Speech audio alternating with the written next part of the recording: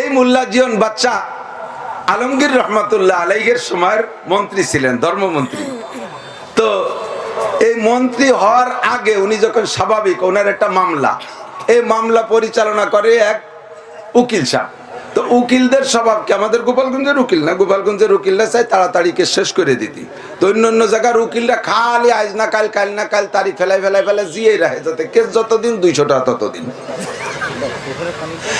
এখন উনি বুঝছে যে এই উকিল আমার কেস মুভ করে না, খালি ঘুরছে। তো উনি আজকে বলছে, উকিল চাপ, আজকে আমি জজ সাহেবের সাথে আমার জরুরি কথাগুলো নিজে বলবো। এখন উকিল চাপ বলতেছে যে উনি যদি যায় ধরা পড়ে যাবে যে উনি তো কেস মুভ করে না। এই জন্য উনি বলতেছে, আস্তাগফিরুল্লাহ, সর্বনাশ, আপনি এই লাইনে লেখাপড়া করছেন? জজ হলো বিশাল বেকায়দালোক, উনি হ্যাঁ আর নার মাধ্যমে জব শোনেন।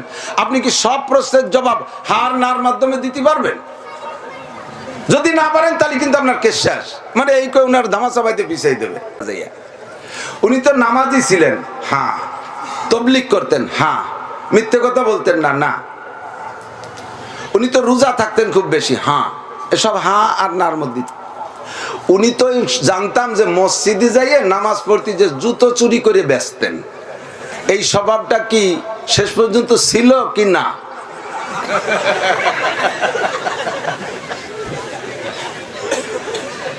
যদি কয় হ্যাঁ তাহলে ওই চোর স্বভাব নিয়েই মারছে, আর যদি কয় না তাহলে আগে চুরি হতো পরে ছেড়িয়ে দিছে।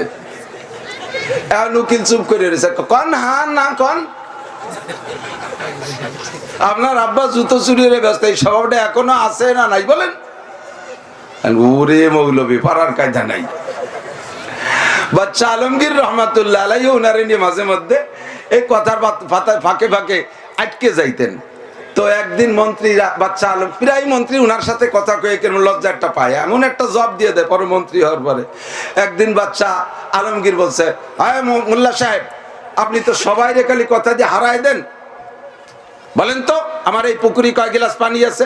আগের বইতে ছিল, মুরব্বীরা জানেন। আমার এই পুকুরি কয় গিলাস পানি আছে? চবুতারে কয় গিলাস পানি আছে? এখন মন্ত্রীরা হ্যাঁ ঠিক আছে মোল্লা, আজকে মাইপিয়ে কওয়া লাগবে না, তুমি কওয়ার পরে আমরা গিলাস দিয়ে মাপবো পুকুরি কয় গিলাস পানি আছে। উড়ো ধাক্কা কিছু করলে হবে না। এখন মোল্লা জিম ধরে এসে বলেন তাড়াতাড়ি বলেন, অধিবেশন শুরু হবে। কয় স্যার গিলাসটা কটুক তাই কোন আগে, গিলাস তো ছোট বড় আছে, 4 গিলাস আছে, পোয়াইলে গিলাস আছে, গিলাসের সাইজ কটুক। কেন তাই দরকার কি? বলে হ্যাঁ গিলাসের সাইজ বুঝে আমি পানি মাপবো, গিলাসটা যদি পুকুরির সমান হয় তাহলে 1 গিলাস, গিলাস যদি পুকুরির অর্ধেক হয় 2 গিলাস, কথা বল না? গিলাস যদি পুকুরির 4 ভাগের 1 ভাগ হয় তাহলে 4 গিলাস পানি। মন্ত্রীরাও কয় বাচ্চা আলমগীর, এ মোল্লারে টেহানুর কায়দা নাই। সব অধিবেশন ভেঙ্গে দিয়ে মোল্লারে আগে বিদায় দিয়ে সবার কাছে জানাই দিছে গোপনে, কালকে একটা ডিম নিয়ে আসবেন, প্রত্যেক এমপি মন্ত্রী পাছার নিচে নিয়ে বসবেন, কেউ যেন টের পায় না, মোল্লা যেন জানে না। যার ডিম পাছার নিচে নিয়ে বসবেন, মোল্লা যেন জানে না, মোল্লা ডিম আনবে না। আমি রাগ করে বলবো সবাই ডিম প্রার্থী, সবাই ডিম দেখাবেন, মোল্লা হেরে যাবে। এছাড়া মোল্লা হারানোর আর কোনো কায়দা পাচ্ছি না। সবাই ডিম পাছার তলে দিয়ে বইছে, মোল্লা আবার ওই লেখালেখি করতে পিছে পড়ে যায়, আইসে সবার পিছনে। এবার কৃত্রিম রাগ হয়েছে, হ্যাঁ আপনারা দেশ চালাবেন কি করে, এইরকম খালি মুরগির মতো পিছে টানেন, আপনারা মুরগির মতো তার ডিম পারেন। সবাই কাইতে ভাষা চালাতে ডিমের টানিয়ে নিয়ে দেয়, মোল্লার ডিম নাই। মোল্লা চুপ করে সবাই ডিম দেখালো, উনি যদি না দেখাতে পারে এটা ব্যতিক্রম, লজ্জার বিষয়, মাথা নিচে বসে রয়েছে। বাচ্চা তাড়াতাড়ি দেখান ডিম, সবাই ডিম দেখা, মোল্লার ডিম কো? মোল্লা ডিম না দেখা কুক কুক কুক, তার মানে ডিম দেখালো, কুকমুখী কাজ হবে না। কয় স্যার এতগুলো মুরগি একটা মোরগ না থাকলে ডিম বাওয়া হয়ে যাবে না? আমি মোরগ। কুক কুক কয়ে মোল্লা জিলাপি খা মোল্লা না, মিলাদ পড়া মোল্লা না, এটা পিঠা মোল্লা, কতক্ষণ না কে? ইমামে আবু হানিফা রাহমাতুল্লাহ একটা পিঠা মোল্লা, কতক্ষণ? যে কথাটাই বলবে সেই কথাটাই নাস্তিকের জবাবের হিসেব করে বলবেন, বাজে কোনো কথা হবে না, অতিরিক্ত কোনো কথা হবে না। এখন বলতেছে বলো তো মোল্লা, তোমার আল্লাহ এখন কোন দিক তাকিয়ে আছে? মনে আছে নাকি? লা তাখুযুহু সিনাতুন ওয়ালা নাওম,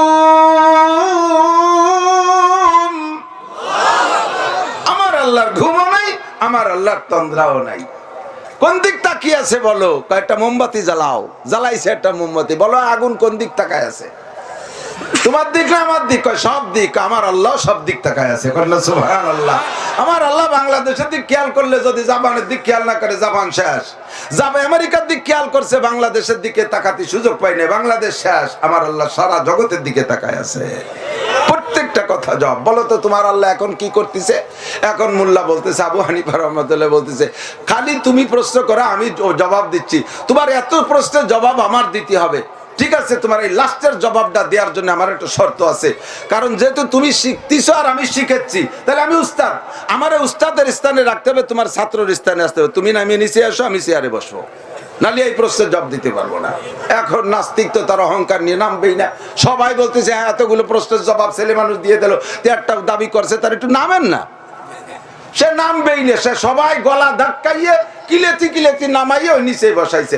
ইমামে আবু হানিফারে কোলে করে নিয়ে চেয়ারে বসাইছে। এবার বলতেছে ওই প্রশ্নের জবাব দেবে এখন? বলে হ্যাঁ দেন। আমার আল্লাহ এখন কি করতেছে টের পান নাই?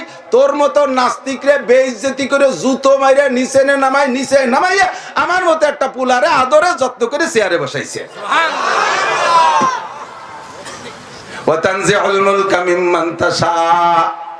এরকম করে কেউরে সম্মান, কেউরে বেইজ্জতি, কেউরে অসম্মান করতে পারে কে? এই জগতের মালিক যেহেতু আল্লাহ, কাজী এ কাম তিনিই করতে পারেন। কাজী এই দুনিয়া চালাইতে সংবিধান চলবে কার? আপনি না বললে আমার আল্লাহ কাইনিল হুকমু ইল্লা লিল্লাহ। মানব রচিত সংবিধান সম্পূর্ণ নয়, দুনিয়ার মানব রচিত সংবিধান সীমিত। বড় বড় পণ্ডিতদের নীতি কথা, বড় বড় পণ্ডিতদের নীতি বাক্য অনেক সময় দেখি, যেমন আমাদের সদস্য হুজুর একটা নীতি কথা আমাদের সকলেরই জানা আছে, তুমি দুনিয়ার সব কিছু পেয়েছো কিন্তু আল্লাহকে পাও নাই, তবে তুমি কিছুই পাও নাই। কথা গান ঠিক ঠিক না? অনেক সুন্দর একটা কথা, ঠিক না? দুনিয়ার সব কিছু পাইছো, রাজাই পাইছো, বাদশাহী পাইছো, এমপিগিরি পাইছো, মন্ত্রিত্ব পাইছো, শিল্পপতি হয়ে গেছো, কোটিপতি হয়ে গেছো, গোপালগঞ্জ 5টা বাড়ি, ঢাকা 5টা বাড়ি, বিদেশে বাড়ি করছো, তোমার সবকিছু আছে, কিন্তু তুমি আল্লাহকে পাও নাই। এগুলো তুমি কিছুই পাও নাই। সব থেকে সর্বস্ব তুমি, একেবারে সর্বময় শূন্য তুমি। একটা নীতি কথা। এমন নীতি কথা অনেকে বলেছে, আপনাকে বিব্রত রহিতে আসে নাই কে গো আপনি পারে, সকলের তরে সকলি মুরা, প্রত্যেকে মুরা পরের তরে। সুন্দর একটা নীতি কথা, ঠিক না? খেসেরা রঞ্জুরে সাজো জারে জার তাতুরা বিরুকুনা দাস। ইশতেহার বলতে গেলে রাতভর রাত কেটে যাবে, এত নীতি কথা বিভিন্ন জনের। তবে একটা মানুষ এমন জগতে পয়দা হয় নাই, এক মুহাম্মদুর রাসূলুল্লাহ সাল্লাল্লাহু আলাইহি ওয়াসাল্লাম ছাড়া, যার একার নীতি কথায় মানুষের জীবনের শুরু থেকে নিয়ে মরণ পর্যন্ত 6টা জীবনে বিভক্ত। ব্যক্তি জীবন, পারিবারিক জীবন, সামাজিক জীবন, অর্থনৈতিক জীবন, রাজনৈতিক জীবন, আন্তর্জাতিক জীবন। 6টা জীবনকে সুন্দর করে চালানো যাবে একেবারে আদর্শ মানুষ হিসেবে। একজন মানুষ এত নীতি কথা রেখে যেতে পারে নাই, যার একার নীতি কথায় সমস্ত মানুষ সুন্দরভাবে চলতে পারবে। কেউ 5টা বলছে, কেউ 10টা বলছে, কেউ 100 বলছে, কেউ 200 বলছে, কেউ 500 বলছে। একটাই মাত্র মুহাম্মদুর রাসূলুল্লাহ, একজন ব্যক্তি বিশ্বনবী মুহাম্মদুর রাসূলুল্লাহ, যাকে দিয়ে আল্লাহ পাক বলাইছেন। মূল কথা হলো আল্লাহর, আর স্পিকার হলেন মুহাম্মদুর রাসূলুল্লাহ সাল্লাল্লাহু আলাইহি ওয়াসাল্লাম। তার একার নীতি কথায় মুসলমান না শুধু গোটা জাহান সুন্দর করে চলতে পারে কি পারে না? সংবিধান কার? ইনিল হুকমু ইল্লা লিল্লাহ। আল্লাহ পাক রব্বুল আলামিন বলেন, এই জগৎ চলবে আমার সিদ্ধান্ত মতে, আমার সংবিধান মতে, তাহলেই দেখবা সবকিছু সুন্দরভাবে চলতেছে, ঠিক না? যদি আমার সংবিধান মেনে কোনো ড্রাইভার গাড়ি ধরে দুনিয়ার গাড়ি স্টার্টিং, তাহলে গাড়িটা গন্তব্যে যাবে। যোগ্য দক্ষ ড্রাইভার যদি আল্লাহওয়ালা দিনদার হয়, তাহলে তার স্টার্টিং এর ধরার সাথে সাথে দোয়া কালাম হবে। এর ওই দোয়া কয়টা বলছি?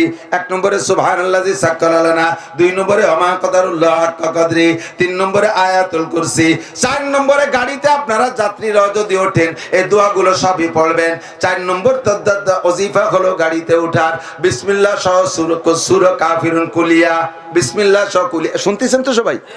বুঝতেছেন তো? আপনারা যখন গাড়িতে উঠবেন, বাড়ির থেকে বেরোবেন, হাদিসে আছে আল্লাহ নবী এক সাহাবাকে বলেন, তুমি যদি বাহিরে সফরে যাও, বাড়ি থেকে বের হও, বাড়ি ফেরার আগে তুমি তোমার চাহিদার চাইতে বেশি সফল হয়ে বাসায় ফিরবা।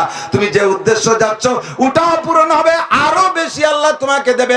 ব্যবসায় গেলে ব্যবসায় উন্নতি হবে, চাকরিতে গেলে চাকরিতে উন্নতি হবে, ক্ষেত খামারে গেলে ক্ষেত খামার উন্নতি হবে, যেদিকে যাবা সেদিকে তোমার উন্নতি চাহিদার চাইতে বেশি হবে। এমন একটা আমল কি তোমাকে শিখাই দেব? সাহাবী বললেন, জি হুজুর আমারে শিখাই দেন। হুজুর বললেন, ঘর থেকে বেরোইয়া গাড়িতে যাওয়ার পায়ে হেঁটে যাও, যে জায়গায় যাও তুমি এই পাঁচটা সূরা 6টা বিসমিল্লাহ, 5 সূরা 6 বিসমিল্লাহর আমল করবা, তুমি সফল হবা চাহিদার চাইতে বেশি। বিসমিল্লাহ পড়ে কাফিরুন, বিসমিল্লাহ পড়ে ইজা জা, বিসমিল্লাহ পড়ে কুল হুয়াল্লাহ, মাঝখানে তাব্বাত ইয়াদা বাদ। খেয়াল করছেন? বিসমিল্লাহ সহ প্রথম কোন সূরা? কুল ইয়া আইয়ুহাল কাফিরুন, বলেন কাফিরুন। বিসমিল্লাহ সহ ইজা জা, বিসমিল্লাহ সহ কুল হুয়াল্লাহ, বিসমিল্লাহ সহ ফালাক, বিসমিল্লাহ সহ নাস পড়ার পরে আরেকবার বিসমিল্লাহ, দুই পাশে বিসমিল্লাহ, মাঝখানে 5 সূরা। কাফিরুন থেকে নাস পর্যন্ত 6টা সূরা, ওর মধ্যে তাব্বাতে দাঁড়া বাদ দেবেন, তাব্বাতে দা বাদ দিয়ে 5 সূরা পড়বেন। রাত্রে ঘুমাবেন, ঘুমের মধ্যে আপনার সফলতা আসবে। এভাবে 5 সূরা 6 বিসমিল্লাহ পড়ে ঘুমাবেন, সফলতা পাইবেন।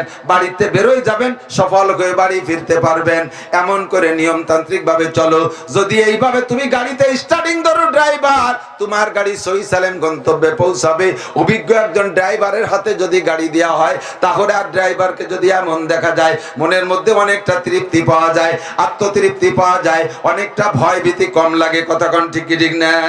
আর ড্রাইভার উঠেই দেই তার চোখ লাল, মুখে দেড়াত একটা সিগারেট ধরানো, সামনে টেলিভিশন চালাই দিয়া ধুম ধাড়াক্কা গান বাজাই দিছে। হাফেজ মুসা কাশিয়ানির হাফেজ মুসা সাহেব দামাত বরকাতুম বলতেছিলেন, আমি ভাটিয়াপাড়া থেকে গাড়িতে উঠছি, সামনে দিয়ে 5-7 জন বসা। সেই সময় প্রথম গাড়িতে মাত্র টেলিভিশন শুরু করছে, উঠেই দেখি গান বাজনার ড্যান্স চলতেছে। আমার সিট পিছনে, আমার চোখ উঠাইলে সাথে সাথে সেই ছবি দেখি। আমি ড্রাইভারকে বললাম, ড্রাইভার গাড়ির এই টেলিভিশনটা বন্ধ করেন। ড্রাইভার বন্ধ করতে গেছে, সামনের 6-7 মস্তান কয়, হুজুর চোখ বন্ধ করে নিচের দিক তাকায় বসে থাকেন, লং টাইম আমরা ঢাকা যাব, আমরা একটু বিনোদনের সাথে না গেলে আমাদের কষ্ট হবে। আপনার ভালো না লাগে কানের মধ্যে রুমাল ঢুকাই দিয়ে তুলো দিয়ে মাথা নিচু করে বসে থাকেন।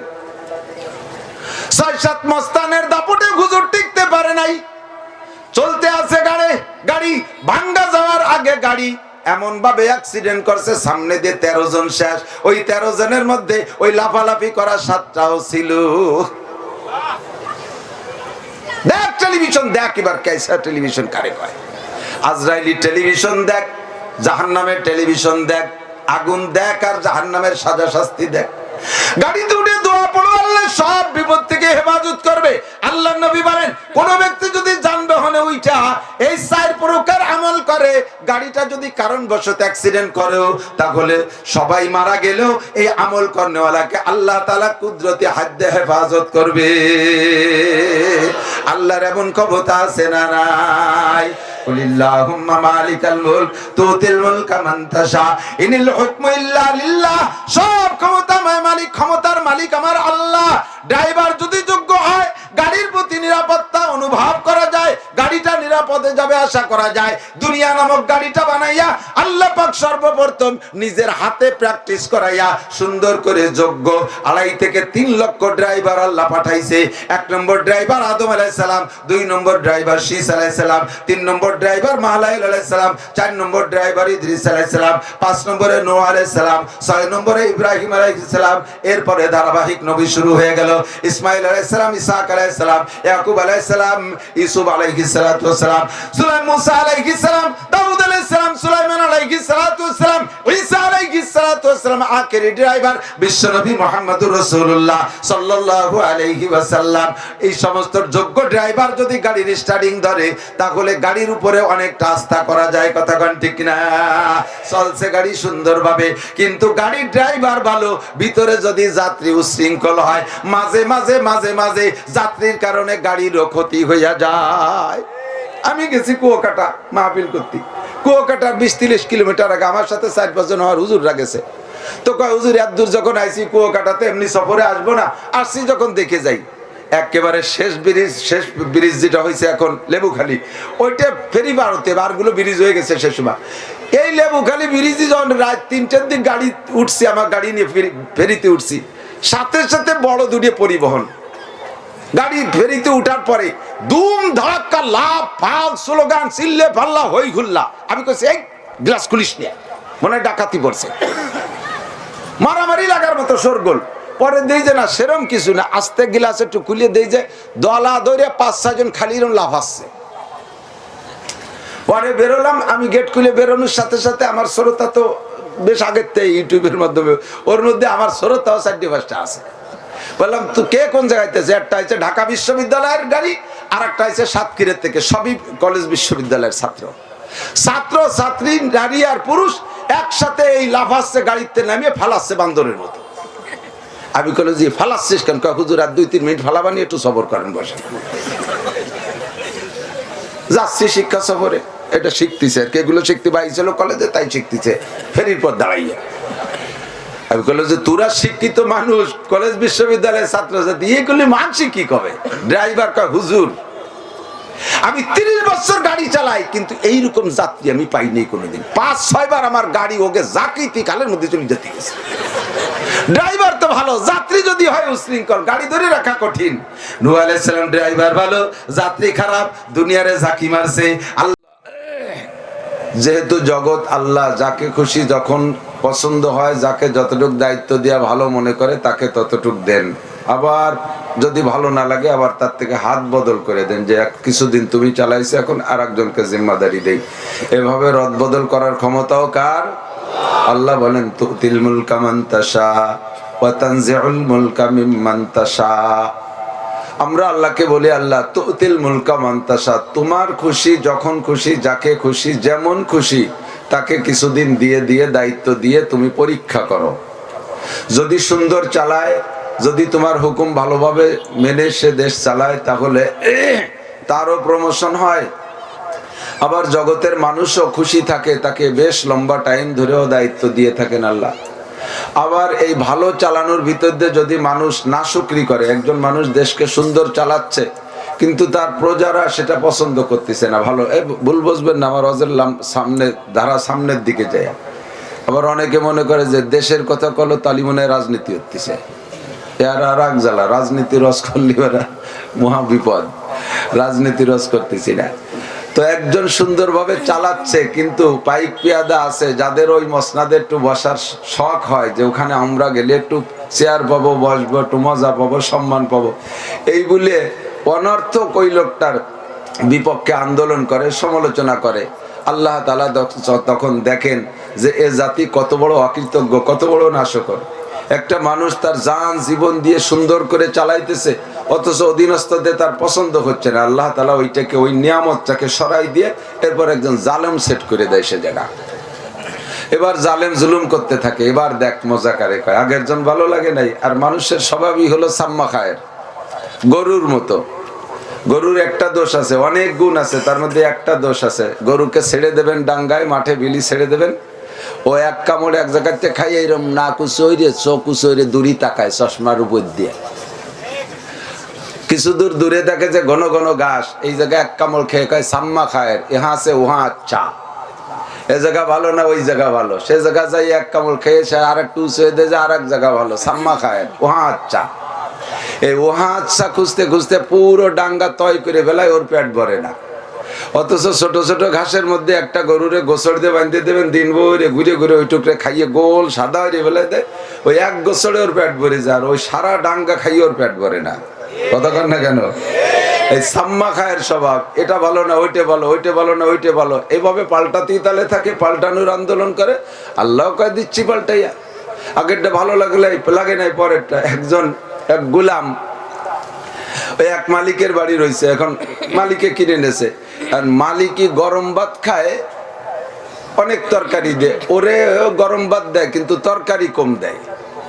প্রতিবেশী আর এক গোলাম ওর সাথে এই মুজাকারা করে, দোস্ত তোরে কি দিয়ে কি খেদমত করে, তো কয় যে দেয় খায়, ভালো খারাপ খাই না, তবে মালিকের টুকিরম যেন ছোট নজরে, সে খায় জম্মের খা, আমার 2-3 প্রকারের তরকারি দেয়, সে 7-8-10 প্রকার খায়। তো আবার গল্প দিচ্ছে আমার মালিক নিজে যা খায় তার চেয়ে আমারে বেশি দেয়, তুই তাড়াতাড়ি চেষ্টা কর, একটু উল্টো পাল্টা বাধা তোরে বেঁচে ফেলবে না, বেশলে আর এক জায়গাতে ভালো পাবি।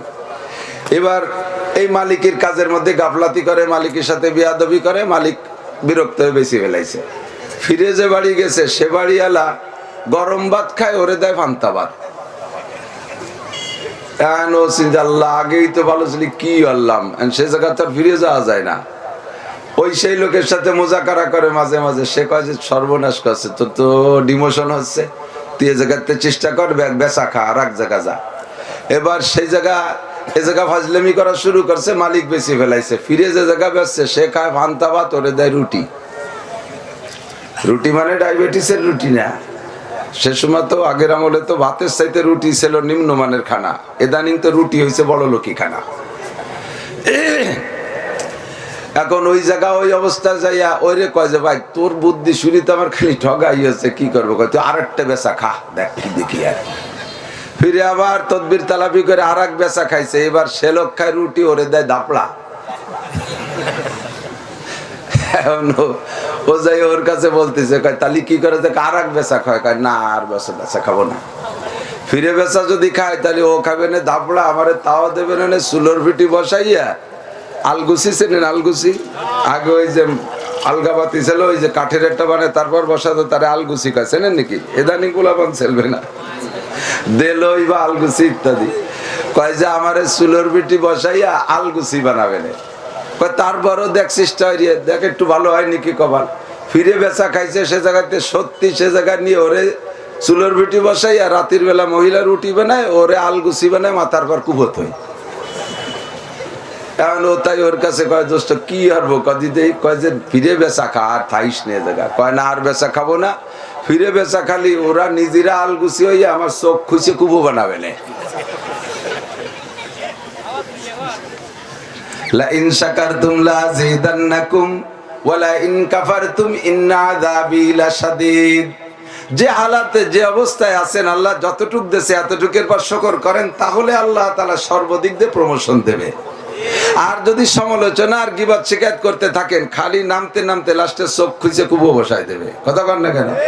চোখ খুঁজে কুবো বসায় দেবে। কুলিল্লাহুম্মা মালিকাল মুলক, এ জগতের মালিক আল্লাহ। তুতিল মুলকা মান তাশা, যাকে খুশি যখন ক্ষমতা দেয়, যাকে খুশি যখন তখন ধন সম্পদ দেয়। ওয়া তানজিউল মুলকা মিম্মান তাশা, আর যখন খুশি তার থেকে ছুটাই নিয়া আল্লাহ তাআলা হাত বদলায়, পরিবর্তন করে দেয়। এই মাঠে একই মাঠ জমি ততটুক রয়ে গেছে। আজ থেকে 40 বছর আগে ওই মাঠে একজন বড় লোক ছিল, জমির মালিক হইয়া। সেই সময় একটা লোক ওই মাঠে ওই বড় লোকের খেতে কাজ করিয়া দিনের পর 2-5 টাকা 10 টাকা মজুরি নিয়ে সে সংসার চালাইতো। জমির মালিক ছিল একজন। সেই জমি জায়গায় রয়েছে, 30 বছর পরে আইসা কিষেন রে আল্লাহ মালিক বানায় দেয়, মালিক রে আল্লাহ পুনরায় কিষান বানায়। জমি পাল্টে বড় লোক পাল্টে নাই, জমি জায়গায় রয়েছে, বড় লোকের হাত পাল্টায় দিয়েছে আল্লাহ। এ ক্ষমতা কার? আমাকে আপনাকে পারে কি পারে না? আজকে কোটিপতি কালকে কোটিপতি, আজকে জমিদার কালকে আল্লাহ তাআলা মজদুর বানায় দিতে পারে। আজকে আমি শিল্পপতি কালকে আমারে ভগ্নিপতি বানায় দিতে পারে। পতি ঠিক আছে পাল্টায় দেবে, শিল্পতে ভগ্নি বানায় দেবে, নিচের দিক নামায় দিতে পারে। তুতিল মুলকা মান তাশা, তুমি যারে খুশি তারে ক্ষমতা দাও। ওয়া তানজিউল মুলকা মিম্মান তাশা, আবার যখন খুশি যার থেকে খুশি তার থেকে তুমি ক্ষমতা সরাই নিয়ে যাও। কারণ এ জগতের মালিক আমার আল্লাহ। যেহেতু জমিনের মালিক কে? একটু বলেন একবার, যদি মোহাব্বতের সাথে আল্লাহ বলেন 4000 নেকি পাইবেন। জমিনের মালিক কে? জগতের মালিক কে? মালিক যেহেতু আল্লাহ, এই জগতে শাসন চলবে কার? শাসন ব্যবস্থা কি হবে এটাও নির্ধারণ করবে কে? সংবিধান দেবে কে? মানব রচিত সংবিধানে দুনিয়া চললে দুনিয়া সুন্দর চলবে না। যতদিন পর্যন্ত আল্লাহ প্রদত্ত সংবিধানে দুনিয়া চলছে আর আল্লাহর নির্বাচিত প্রেসিডেন্টরা দেশ চালাইছে, অতদিন পর্যন্ত দেশটা চলছে বড় সুন্দর। দুনিয়াটাকে একটা গাড়ির সাথে আপনি উদাহরণ করতে পারেন, দুনিয়াটাকে একটা গাড়ির সাথে উদাহরণ করতে পারেন।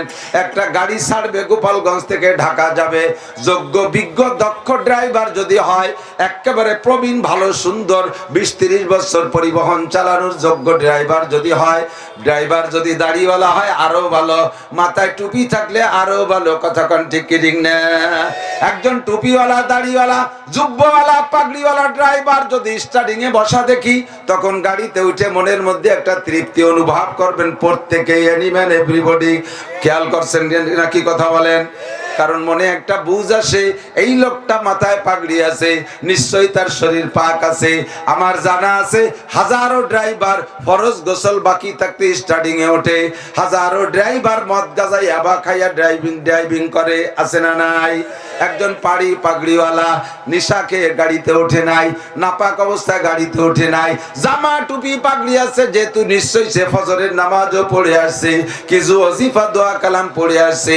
গাড়িতে উঠার দোয়া সুবহানাল্লাযী সাক্কারা লানা হাদা ওয়া মা কুন্না লাহু মুকরিনিন ওয়া ইন্না ইলা রাব্বিনা লামুনকালিবুন, নিশ্চয়ই দোয়া পড়েছে ওয়া মা কাদারুল্লাহ হাক্কা কদরিহি ওয়াল আরদু জামিআন কবজাতুহু ইয়াওমাল কিয়ামাতি ওয়াস সামাওয়াতু মাতবিয়াতুম বিয়ামিনি সুবহানাহু ওয়া তাআলা আম্মা ইউশরিকুন। গাড়িতে আরোহণ, যানবাহনে আরোহণের দোয়া। এরপরে নিশ্চয়ই আমার বিশ্বাস ভদ্রলোক আয়াতুল কুরসি পড়েছেন। আর আয়াতুল কুরসি মানে কি? লা তাকুযুহু সিনাতু ওয়ালা নাওম। গাড়িতে সব যাত্রী ঘুমাবে কিন্তু আমার আল্লাহ পাক চোখ বন্ধ করে না। এ দুনিয়ার মানুষ 52 জন যাত্রী গাড়িতে উঠার 10 মিনিটের মধ্যেই ঘুমিয়ে যায় যদি গাড়ি ভালো হয়। 52 জন যাত্রীর ঘুম আসলে ড্রাইভারেরও ঘুম আসতে পারে কি মানে না? 52 জন যাত্রী তারাও মানুষ, ড্রাইভারও মানুষ। এবার সুন্দর রাস্তায় গাড়ি চালাইতে গেলে যাত্রীর চাইতে ড্রাইভারের ঘুম আসে বেশি। আমরা তো গাড়ি চালাই, রাতের বেলা চলি, আমি রাত্রে এক পলকও চোখ বন্ধ করি না, ড্রাইভারের চোখের দিক তাকাই আমি পাহারা দেই। কারণ সুন্দর রাস্তা হইলে জোরে গাড়ি চালাইলে অনায়াসে তার তো আর কোনো টেনশন নাই, শুধু কি কয় এক্সেলেটার পাড়ায় ধরে শুধু চলতেই তালে থাকে, অনায়াসে ঘুম আসে। আমরা ঘুমাই, ড্রাইভার যদি ঘুমায় যায়, আল্লাহু আকবার, গন্তব্যে দুনিয়ার গন্তব্যে যাওয়ার আগে আখিরাতের গন্তব্যে চলে যেতে হবে। গাড়ি রাস্তার চেয়ে খালের মধ্যে দিয়ে জোরে চলবে। কতক্ষণ? সারা দুনিয়া সবাই ঘুমাও, আমার আল্লাহ যদি ঘুমিয়ে যায় তাহলে কি জগৎ বাঁচবে? ইমাম আবু হানিফা রাহমাতুল্লাহ আলাইহির সাথে কিচ্ছা উলামায়ে কেরামের কাছ থেকে শুনে থাকতে পারেন। ইমাম আবু হানিফার জামানায় এক নাস্তিকের সাথে উনার তর্ক। নাস্তিক মানে তাদের বিশ্বাস আল্লাহ নাই। আপনাদের বিশ্বাস কি আল্লাহ আছে? জোর হলো না? কোন জায়গা? ইস্তাওয়া আলাল আরশ। কখনো বলবেন না আল্লাহ সব জায়গা আছে, কখনো বলবেন না আল্লাহ সব জায়গা আছে। আল্লাহর ক্ষমতা সব জায়গা আছে। আল্লাহ নিজেই বলেন ইস্তাওয়া আলাল আরশ। আরশে আজিমে আল্লাহ পাক তার যেমন থাকা দরকার তেমন আছে, তবে তার ক্ষমতা একেবারে ছোট থেকে বড় সব জায়গা আছে। ঠিক না? মাননীয় প্রধানমন্ত্রী, বাংলাদেশের প্রধানমন্ত্রী একেবারে টেকনাফ থেকে তেতুলিয়া, জাফলং থেকে শ্যামনগর, আল্লাহু আকবার, দিনাজপুর, পঞ্চগড়, ঠাকুরগাঁও, পীরগঞ্জ থেকে নিয়ে কুয়াকাটা পর্যন্ত গোটা বাংলাদেশের সব জায়গার প্রধানমন্ত্রী জননেত্রী শেখ হাসিনা। তাই বলে কি আমার আপনার চার দোকানে এসে বসে থাকে নাকি? কতক্ষণ? আমার আপনার পায়খানার পানি আগায় দেয় নাকি? ডিলাকুলুক ধরে দেয় ডেকে? দায়িত্ব উনার কিন্তু একাম করে না, লোক আছে, ব্যবস্থা করে দিছে। আমার আল্লাহ ইস্তাওয়া আলাল আরশ, আরশে আজিমে আছে, তবে সব জায়গা তার কুদরত বিরাজমান। এ কথার প্রতি বিশ্বাস রাখি আমরা, ঠিক কি ঠিক না? আল্লাহু আকবার, আল্লাহ আছে। নাস্তিক কয় আল্লাহ নাই। তর্ক শুরু হলো। এরপরে একটা বিতর্ক অনুষ্ঠান তৈরি করা হলো। বিতর্ক অনুষ্ঠানে বাহাস করবে একমাত্র এদিকে মুসলমানদের পক্ষে ইমাম আবু হানিফা, তেমন অল্প বেশি বয়সও না, অল্প বয়সী একটা ছেলে, বয়সী সবে মাত্র যুবক হয়ে উঠছে, ইলমে ভরা, বিশাল মাসরাত তৈরি করেছে। নাস্তিকের দলে পুরো মাঠ, বড় প্রসিদ্ধ নাস্তিক তর্কবাগীশ, তার সাথে কেউ কখনো তর্ক করে পারে না। নাস্তিকের দলে হাজারো নাস্তিক জমা হয়ে গেছে। টাইম দেশে বেলা 10টায় অমুক ময়দানে অমুকের সাথে মুনাজারা হবে ইমামে আবু হানিফার। নাস্তিক তো দলবল নিয়ে এসে বসে আছে। ইতিমধ্যে ইমামে আবু হানিফা রহমাতুল্লাহ আলাইহি আসবেন। আসতে উনি ইচ্ছা করলে পারতেন টাইম মতো আসতে, ইচ্ছা করে টাইম মতো না এসে আধা ঘন্টা দেরি করে আসছে। যখনই আধা ঘন্টা দেরি করে আসছে, এবার নাস্তিকরা তো স্লোগান দেয়া শুরু করছে, এই দেখ তোকে মুসলমানকে খোদা তোকে হুজুরে হাজির করতে পারে না, তোকে যদি খোদাই থাকতো তাহলে তো হুজুরের সময় মতো উপস্থিত করে দিত, চল ময়দান ফাতা। বের হয়ে যাবে স্লোগান দিতে দিতে। এর মধ্যে স্বাভাবিকভাবে একেবারে পাবলিক সুরতে ঘুরতে ঘুরতে নড়তে নড়তে আসছে একটা পোলার মতো মৌলবী। সামনে আসছে, নিচে বসছে, জায়গা দেশে ইমাম আবু হানিফাকে নিচে, আর ওই নাস্তিক বসছে স্টেজের উপরে ডাটের চেয়ারে। ওর দলে তো লোক বেশি, সর্বকালে কাফেরদের দলে লোক বেশি। কতক্ষণ? এখনো 800 কোটি মানুষের মধ্যে 650 কোটি কাফের আর 250 কোটি মাত্র মুসলমান। ইমামে আবু হানিফা যখন নিচে আসছে, নাস্তিক বলে, হে মৌলবী, আসার কথা 10টায়, দেরি করলে কেন? তোমার আল্লাহ তোমার টাইম মতো আনতে পারে না। আমরা আল্লাহ বিশ্বাসী না, নিজের শক্তিতে সবকিছু করি, আমরা টাইম মতো চলে আসছি, আমরা আল্লাহর অপেক্ষা করি না। ইমামে আবু হানিফা রহমাতুল্লাহ আলাইহির প্রত্যেকটা কথাই নাস্তিকের এই এলোমেলো কথার জবাব। ইমামে আবু হানিফা বলে, ভাই আমি তো আসছি নদীর উপার থেকে, আমি আসছি টাইম মতো আসছি, এমন সময় যাতে খিয়া পার হয়ে এসে সময় মতো উঠতে পারি, কিন্তু বরঞ্চ তার চেয়ে একটু আগেই টাইম নিয়ে আসি। কিন্তু উপার আসার পরে নদীতে পারের কোনো ব্যবস্থা পাই না, কোনো পারাপারের ব্যবস্থা নাই। কয় তারপরে কি করলে? কয় যখন পারের কোনো ব্যবস্থা নাই তখন চিন্তা করতেছিলাম, ইতিমধ্যে আমার সামনে আচানক একটা গাছ তৈরি হয়ে গেল, বড় একটা শাল গাছ, মুহূর্তের মধ্যে একটা গাছ হয়ে গেল। কট্টুকলো, কয় গাছটা এত টুকলো যে একটা গাছের তক্তায় পুরো নৌকো হয়ে যায়, এমন একটা গাছ হয়ে গেল দেখতে দেখতে। বলার সাথে সাথে নাস্তিক কয়, দেখো মৌলবীরা কত বড় আনাড়ি, গাছ কেউ লাগালো না, দেখতে দেখতে মুহূর্তের মধ্যে মধ্যে গাছ হয়ে গেল। তারপরে কি হলো? কয় এই গাছটা একা একা ফাড়িয়ে গেল, সুন্দর কতগুলো তক্তা হয়ে গেল। কয় দেখো মৌলবী কত বড় আনাড়ি, করাতি ছাড়া বলে গাছ ফাড়িয়ে তক্তা হয়ে গেল। এরপরে কি হলো? কয় তক্তাগুলো নিজে নিজে জোড়া লেগে সুন্দর একটা নৌকা হয়ে গেল সরের উপরে। এই শুনে সবাই হা হা করে হাসতেছে, দেখো মৌলবী আবার বাহাস করতে আছে এত বড় পণ্ডিতের সাথে, সেই রকম বলদের মতো কথা কয়। এবার তক্তাগুলো নিজে নিজে জোড়া লেগে নৌকা হয়ে গেল। তারপরে কি হলো? কয় যে আমি তো অত বড় নৌকো ঠেলে নামাতে পারি না, নৌকো খান নিজে নিজে পানিতে নাইমা গেল। আরো হাসে। তারপরে কি হলো?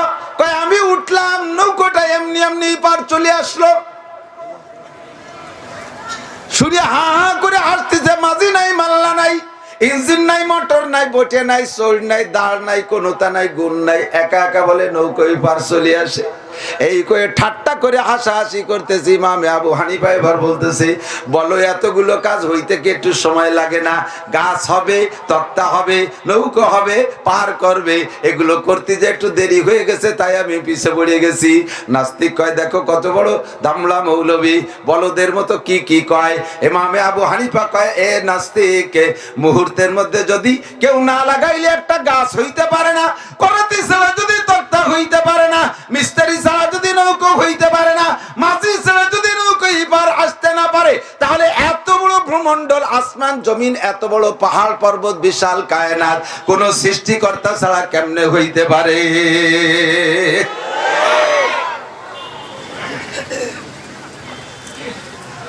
এবার সব হতভম্ব হয়ে গেছে। আল্লাহ, যে মৌলবীরে বলদ মরছি মনে করছিলাম, সেই বিশ্ব চালাক, বলদ সাজি তাই বলদ, নইলে অত বলদ না। কথা কন না কেন? আপনারা কাজাতি পারেন, আমরা পারি নেতা না। আপনাকে চাইতে আমরা মৌলবীরা বেশি কাজাতি পারি। আপনারা খালি গোপালিয়া কাজানি জানেন, আমরা জানি সারা বাংলাদেশের কাজানি। বসায় দিনে জায়গায় একজন রাজনৈতিক নেতা 10 মিনিটের ভিতরে এত মানুষ বসায় রাখতে পারবে না। বহুত মঞ্চে যাই, লাখখানিক 2 লাখ 5 লাখ মানুষ নিয়ে বয়ান করি, ইতিমধ্যে আঞ্চলিক নেতা একজন আসে, আইসা মাইক ধরে 2 কথা বলবে, কিভাবে শুরু করবে কিভাবে শেষ করবে খুঁজে পায় না। শুরু করতে খানিক লাগাই ফেলাইছে, এরপরে থামবে কি রে, ব্রেক কোনো দিশেই পায় না, স্পিড ব্রেকার একটা দেয়, থামে থামে বাপ, আবার কাজে কাজেই কই আবার শুরু করে দেয়, দিশেই পাই না। শ্রোতা উঠে উঠে হাইটা চলে যায়। মন্ত্রী পর্যন্ত আমার মঞ্চে কথা বলছে, মাত্র 1 মিনিট। এক জায়গা মাহফিলে গেছি, 50-60 হাজার মানুষ, মন্ত্রী আসছে, আমি দেখতেছি দলবল নিয়ে আসতেছে। ওনাদের স্বভাব হলো বড় মজলিসে এসে ওয়াজ করবে, কারণ ওনাদের নামে তো এত মানুষ জমা হয় না। আমরা যখন জমাইছি ওই সময় 2 মিনিট কথা বলে রাজনীতি টুক করে চলে যাবে। আমি আবার কৌশল অবলম্বন করছি, ওনারে দেখে বলছি, মাননীয় মন্ত্রী মহোদয় চলে আসছেন, উনি আমাদের জনদরদি, উনি আমাদের জনসেবক, মজলিস মাহফিল সর্ব বিষয় নিয়ে উনি অত্যন্ত ফিকির করে, ওনার অবদানে আজকে আমরা এত বড় মাহফিল মিলেইছি। উনি মাহফিলের ভিতরে কোনো কথা বলবেন না, উনি শেষে কথা বলবেন, আখেরি মোনাজাত না করে যাবে না, কারণ উনি জানে যে মাহফিলের মধ্যে কথা বললে মাহফিলের ডিস্টার্ব হয়। উনি একজন জ্ঞানী গুণী বুদ্ধিমান।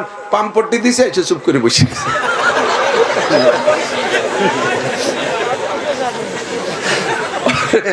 ওনার তো ব্যস্ততা রয়েছে পিছনে, আমারে কানে কানে করছে, হুজুর যা কইছে নাই আমার যার কাজে নাই। আমি হলে এই টাইমে 10-15 মিনিট ওয়াজ করি, এই বড় মজলিসে আজ যা আটকাইছেন, আমি ব্যস্ত হুজুর, আপনি যদি 1 মিনিট আমার সময় দিতেন, খালি সালাম দেবো আর উত্তর নিয়ে নেমে যাবো। জি তা ঠিক আছে দেন। সালাম দেশে আর উত্তর, মাইক হাতে নেওয়ার সাথে সাথে 500-600 উঠে আটা দিছে।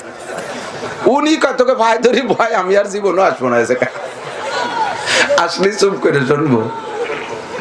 মাঝে মাঝে বলি তো, মোল্লা জিয়ন রহমাতুল্লাহ আলাইহি আমাদের কওমি মাদ্রাসার সবচেয়ে উসুলে ফিকার কঠিন একটা কিতাব লেখছে, নুরুল আনোয়ার কিতাবটার নাম। সবচেয়ে জরুরি কিতাব, ফিকার কিতাবের উসুলের সবচেয়ে জরুরি কিতাব। এই মোল্লা জিয়ন বাচ্চা আলমগীর রহমাতুল্লাহ আলাইহির সময়ের মন্ত্রী ছিলেন, ধর্মমন্ত্রী। তো এই মন্ত্রী হওয়ার আগে উনি যখন স্বাভাবিক, ওনার একটা মামলা, এই মামলা পরিচালনা করে এক উকিল সাহেব। তো উকিলদের স্বভাব কি, আমাদের গোপালগঞ্জের উকিল না, গোপালগঞ্জের উকিলরা চাই তাড়াতাড়ি কেস শেষ করে দিতি। তো অন্য জায়গার উকিলরা খালি আজ না কাল, কাল না কাল তারিখ ফেলাই ফেলাই ফেলাই জিয়ে রাখে, যাতে কেস যতদিন 200 টাকা ততদিন। এখন উনি বুঝছে যে এই উকিল আমার কেস মুভ করে না, খালি খালি ঘুরোচ্ছে। তো উনি আজকে বলছে, উকিল চাপ, আজকে আমি জজ সাহেবের সাথে আমার জরুরি কথাগুলো নিজে নিজে বলবো। এখন উকিল সাহেব বলতেছে যে উনি যদি যায় ধরা পড়ে যাবে যে উনি তো কেস মুভ করে না। এই জন্য উনি বলতেছে, আস্তাগফিরুল্লাহ, সর্বনাশ, আপনি এই লাইনে লেখাপড়া করছেন? জজ হলো বিশাল বেকায়দা, উনি হ্যাঁ আর নার মাধ্যমে জব শোনেন। আপনি কি সব প্রশ্নের জবাব হ্যাঁ আর নার মাধ্যমে দিতে পারবেন? যদি না পারেন তাহলে কিন্তু আপনার কেস শেষ। মানে এই কই উনার ধামাচাপাইতে পিছাই দেবে। উনি তো নামাজি ছিলেন, হ্যাঁ। তবলিগ করতেন, হ্যাঁ। মিথ্যে কথা বলতেন না, না। উনি তো রোজা থাকতেন খুব বেশি, হ্যাঁ। এসব হ্যাঁ আর নার মধ্যে। উনি তো জানতাম যে মসজিদে যাইয়ে নামাজ পড়তে যে জুতো চুরি করে বেচতেন, এই স্বভাবটা কি শেষ পর্যন্ত ছিল কি না?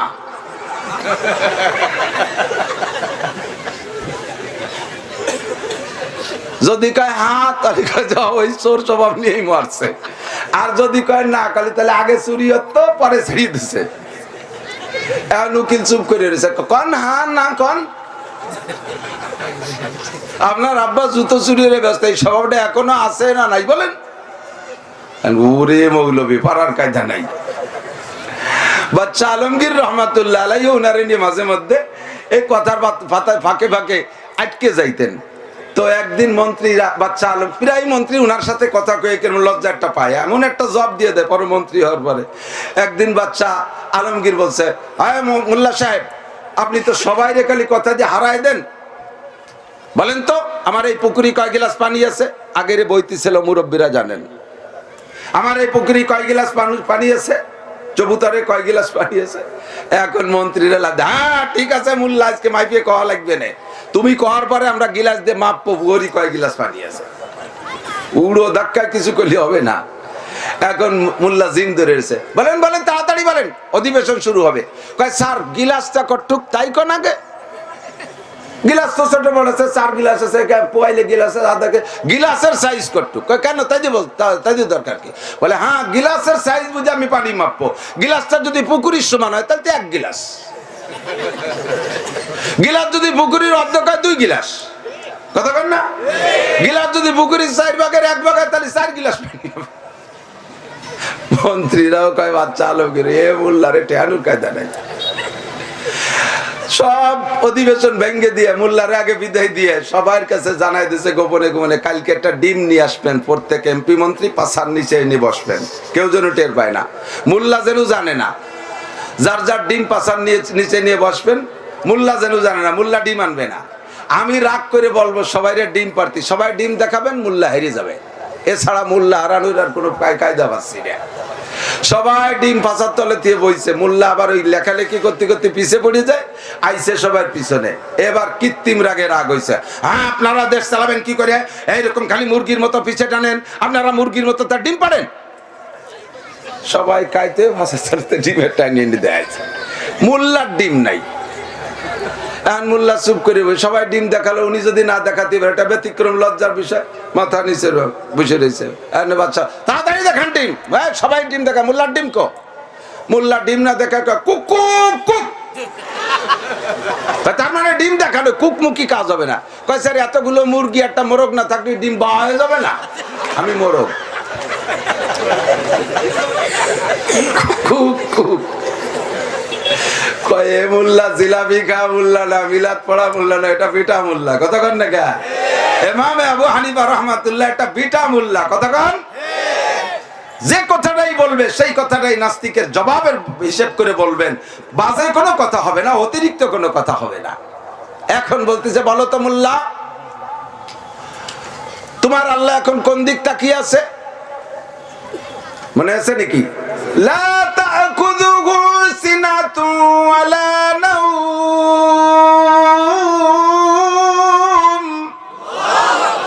আমার আল্লাহর ঘুমও নাই, আমার আল্লাহর তন্দ্রাও নাই। কোন দিক তাকিয়ে আছে বলো? কয়েকটা মোমবাতি জ্বালাও, জ্বালাইছে একটা মোমবাতি, বলো আগুন কোন দিক তাকায় আছে? তোমার দিক না আমার দিক? কয় সব দিক, আমার আল্লাহ সব দিক তাকায় আছে। সুবহানাল্লাহ। আমার আল্লাহ বাংলাদেশের দিক খেয়াল করলে যদি জাপানের দিক খেয়াল না করে জাপান শেষ, জাপান আমেরিকার দিক খেয়াল করছে বাংলাদেশের দিকে তাকাতে সুযোগ পাই না, বাংলাদেশ শেষ। আমার আল্লাহ সারা জগতের দিকে তাকায় আছে। প্রত্যেকটা কথা জবাব। বলো তো তোমার আল্লাহ এখন কি করতেছে? এখন মোল্লা বলতেছে, আবু হানিফা রাহমাতুল্লাহ বলতেছে, খালি তুমি প্রশ্ন করো আমি জবাব দিচ্ছি, তোমার এত প্রশ্নের জবাব আমার দিতে হবে। ঠিক আছে, তোমার এই লাস্টের জবাবটা দেওয়ার জন্য আমার একটা শর্ত আছে, কারণ যেহেতু তুমি শিখতেছো আর আমি শিখেছি, তাহলে আমি উস্তাদ, আমার উস্তাদের স্থানে রাখতে হবে, তোমার ছাত্রের স্থানে আসতে হবে। তুমি নামিয়ে নিচে আসো, আমি চেয়ারে বসবো, নাহলে এই প্রশ্নের জবাব দিতে পারবো না। এখন নাস্তিক তো তার অহংকার নিয়ে নামবেই না। সবাই বলতেছে হ্যাঁ এতগুলো প্রশ্নের জবাব ছেলে মানুষ দিয়ে দিল, একটা দাবি করছে, তার একটু নামেন না। সে নামবেই না, সে সবাই গলা ধাক্কাইয়ে কিলেতি কিলেতি নামাইয়ে ওই নিচে বসাইছে। ইমামে আবু হানিফারে কোলে করে নিয়ে চেয়ারে বসাইছে। এবার বলতেছে ওই প্রশ্নের জবাব দেবে এখন? বলে হ্যাঁ দেন। আমার আল্লাহ এখন কি করতেছে টের পান নাই?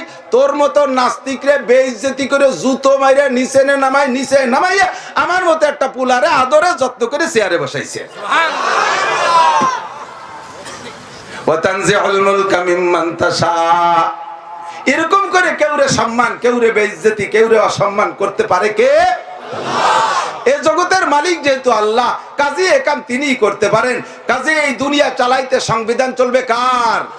আপনি না বললে আমার আল্লাহ কাইনিল হুকমু ইল্লা লিল্লাহ।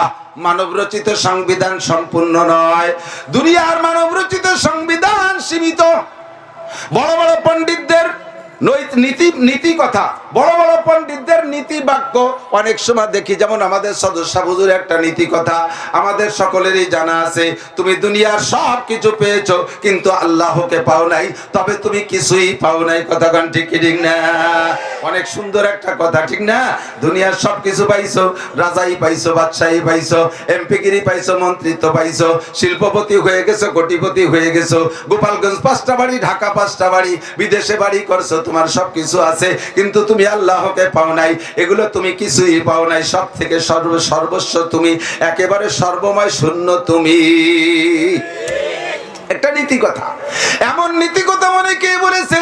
আপনাকে বিব্রত রহিতে আসে নাই কে গোয়া বনি পারে, সকলের তরে সকলি মুরা, প্রত্যেকে মুরা পরের তরে। সুন্দর একটা নীতি কথা, ঠিক না?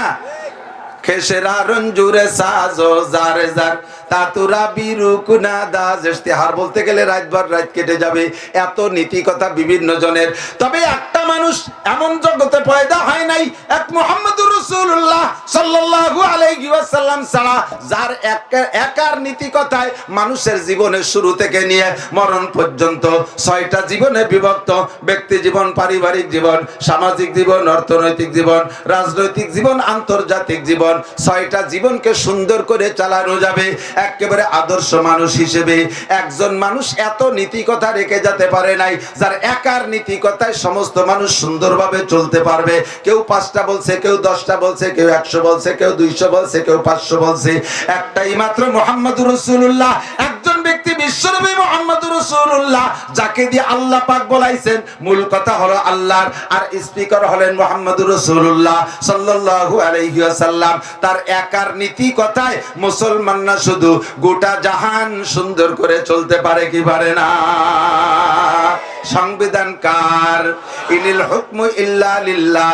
আল্লাহ পাক রব্বুল আলামিন বলেন, এই জগৎ চলবে আমার সিদ্ধান্ত মতে, আমার সংবিধান মতে, তাহলেই দেখবা সবকিছু সুন্দরভাবে চলতেছে, ঠিক না? যদি আমার সংবিধান মেনে কোনো ড্রাইভার গাড়ি ধরে দুনিয়ার গাড়ি স্টার্টিং, তাহলে গাড়িটা গন্তব্যে যাবে। যোগ্য দক্ষ ড্রাইভার যদি আল্লাহওয়ালা দিনদার হয়, তাহলে তার স্টার্টিং এর ধরার সাথে সাথে দোয়া কালাম হবে। এর ওই দোয়া কয়টা বলছি? 1 নম্বরে সুবহানাল্লাযী সাক্কারা লানা, 2 নম্বরে ওমা কদারুল্লাহ হাক্কা কদরি, 3 নম্বরে আয়াতুল কুরসি, 4 নম্বরে গাড়িতে আপনারা যাত্রীরা যদি ওঠেন এই দোয়াগুলো সবই পড়বেন। 4 নম্বর ওজিফা হলো গাড়িতে ওঠার বিসমিল্লাহ সহ সূরা কাফিরুন কুলিয়া, বিসমিল্লাহ সহ কুলিয়া। শুনতেছেন তো সবাই? বুঝতেছেন তো? আপনারা যখন গাড়িতে উঠবেন, বাড়ি থেকে বেরোবেন, হাদিসে আছে আল্লাহ নবী এক সাহাবাকে বলেন, তুমি যদি বাহিরে সফরে যাও, বাড়ি থেকে বের হও, বাড়ি ফেরার আগে তুমি তোমার চাহিদার চাইতে বেশি সফল হয়ে বাসায় ফিরবা। তুমি যে উদ্দেশ্য যাচ্ছ ওটাও পূরণ হবে, আরো বেশি আল্লাহ তোমাকে দেবে। ব্যবসায় গেলে ব্যবসায় উন্নতি হবে, চাকরিতে গেলে চাকরিতে উন্নতি হবে, ক্ষেত খামারে গেলে ক্ষেত খামার উন্নতি হবে। যেদিকে যাবা সেদিকে তোমার উন্নতি চাহিদার চাইতে বেশি হবে। এমন একটা আমল কি তোমাকে শিখাই দেব? সাহাবী বললেন, জি হুজুর, আমার শিখাই দেন। হুজুর বললেন, ঘর থেকে বেরোয়া গাড়িতে যাওয়ার পায়ে হেঁটে যাও, যে জায়গায় যাও তুমি এই 5টা সূরা 6টা বিসমিল্লাহ, 5 সূরা 6 বিসমিল্লাহর আমল করবা, তুমি সফল হবা চাহিদার চাইতে বেশি। বিসমিল্লাহ পড়ে কাফিরুন, বিসমিল্লাহ পড়ে ইজাজা, বিসমিল্লাহ পড়ে কুল হুয়াল্লাহ, মাঝখানে তাব্বাত ইয়াদা বাদ। খেয়াল করছেন? বিসমিল্লাহ সহ প্রথম কোন সূরা? কুল ইয়া আইয়ুহাল কাফিরুন, বলেন কাফিরুন। বিসমিল্লাহ সহ ইজাজা, বিসমিল্লাহ সহ কুল হুয়াল্লাহ, বিসমিল্লাহ সহ ফালাক, বিসমিল্লাহ সহ নাস পড়ার পরে আরেকবার বিসমিল্লাহ, 2 পাশে বিসমিল্লাহ, মাঝখানে 5 সূরা। কাফিরুন থেকে নাস পর্যন্ত 6টা সূরা। ওর মধ্যে তাব্বাত ইয়াদা বাদ দেবেন, তাব্বাত ইয়াদা বাদ দিয়ে 5 সূরা পড়বেন। রাতে ঘুমাবেন, ঘুমের মধ্যে আপনার সফলতা আসবে। এভাবে 5 সূরা 6 বিসমিল্লাহ পড়ে ঘুমাবেন, সফলতা পাইবেন। বাড়িতে বেরোয় যাবেন, সফল হয়ে বাড়ি ফিরতে পারবেন। এমন করে নিয়মতান্ত্রিক ভাবে চলো। যদি এইভাবে তুমি গাড়িতে স্টার্টিং ধরো, ড্রাইভার তোমার গাড়ি সহি সালাম গন্তব্যে পৌঁছাবে। অভিজ্ঞ একজন ড্রাইভারের হাতে যদি গাড়ি দেওয়া হয়, তাহলে আর ড্রাইভারকে যদি এমন দেখা যায়, মনের মধ্যে অনেকটা তৃপ্তি পাওয়া যায়, আত্মতৃপ্তি পাওয়া যায়, অনেকটা ভয় ভীতি কম লাগে। কথা কোন ঠিক কি ঠিক না? আর ড্রাইভার উঠেই দেই তার চোখ লাল, মুখে দেড়াত একটা সিগারেট ধরানো, সামনে টেলিভিশন চালাই দিয়া ধুম ধাড়াক্কা গান বাজাই দিছে। হাফেজ মুসা কাশিয়ানির হাফেজ মুসা সাহেব দামাত বরকাতুম বলতেছিলেন, আমি ভাটিয়াপাড়া থেকে গাড়িতে উঠছি, সামনে দিয়ে 5-7 জন বসা। সেই সময় প্রথম গাড়িতে মাত্র টেলিভিশন শুরু করছে। উঠেই দেখি গান বাজনার ড্যান্স চলতেছে। আমার সিট পিছনে, আমার চোখ উঠাইলে সাথে সাথে সেই ছবি দেখি। আমি ড্রাইভারকে বললাম, ড্রাইভার গাড়ির এই টেলিভিশনটা বন্ধ করেন। ড্রাইভার বন্ধ করতে গেছে, সামনের 6-7 মস্তান কয়, হুজুর চোখ বন্ধ করে নিচের দিক তাকায় বসে থাকেন। লং টাইম আমরা ঢাকা যাব, আমরা একটু বিনোদনের সাথে না গেলে আমাদের কষ্ট হবে। আপনার ভালো না লাগে, কানের মধ্যে রুমাল ঢুকাই দিয়ে তুলো দিয়ে মাথা নিচু করে বসে থাকেন। 6-7 মস্তানের দাপটে হুজুর টিকতে পারে নাই। চলতে আছে গাড়ি ভাঙ্গা যাওয়ার আগে গাড়ি এমন ভাবে অ্যাক্সিডেন্ট করছে, সামনে দিয়ে 13 জন শেষ। ওই 13 জনের মধ্যে ওই লাফালাফি করা 7টাও ছিল। দেখ টেলিভিশন দেখ, এবার কেসা টেলিভিশন কারে কয়? আজরাইলি টেলিভিশন দেখ, জাহান্নামের টেলিভিশন দেখ, আগুন দেখ আর জাহান্নামের সাজা শাস্তি দেখ। গাড়িতে উঠে দোয়া পড়ো, আল্লাহ সব বিপদ থেকে হেফাজত করবে।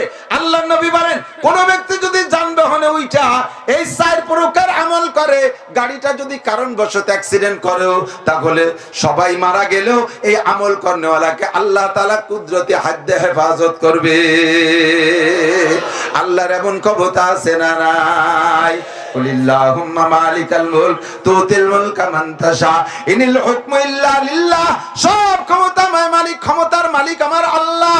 ড্রাইভার যদি যোগ্য হয়, গাড়ির প্রতি নিরাপত্তা অনুভব করা যায়, গাড়িটা নিরাপদে যাবে আশা করা যায়। দুনিয়া নামক গাড়িটা বানাইয়া আল্লাহ পাক সর্বপ্রথম নিজের হাতে প্র্যাকটিস করাইয়া সুন্দর করে যোগ্য 2.5 থেকে 3 লক্ষ ড্রাইভার আল্লাহ পাঠাইছে।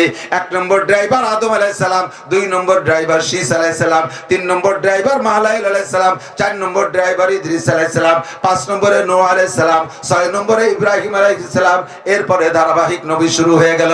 ইসমাইল আলাইহিস সালাম, ইসহাক আলাইহিস সালাম, ইয়াকুব আলাইহিস সালাম, ইউসুফ আলাইহিস সালাতু ওয়াস সালাম, মুসা আলাইহিস সালাম, দাউদ আলাইহিস সালাম, সুলাইমান আলাইহিস সালাতু ওয়াস সালাম, ঈসা আলাইহিস সালাতু ওয়াস সালাম। আখেরি ড্রাইভার বিশ্বনবী মুহাম্মদুর রাসূলুল্লাহ সাল্লাল্লাহু আলাইহি ওয়াসাল্লাম।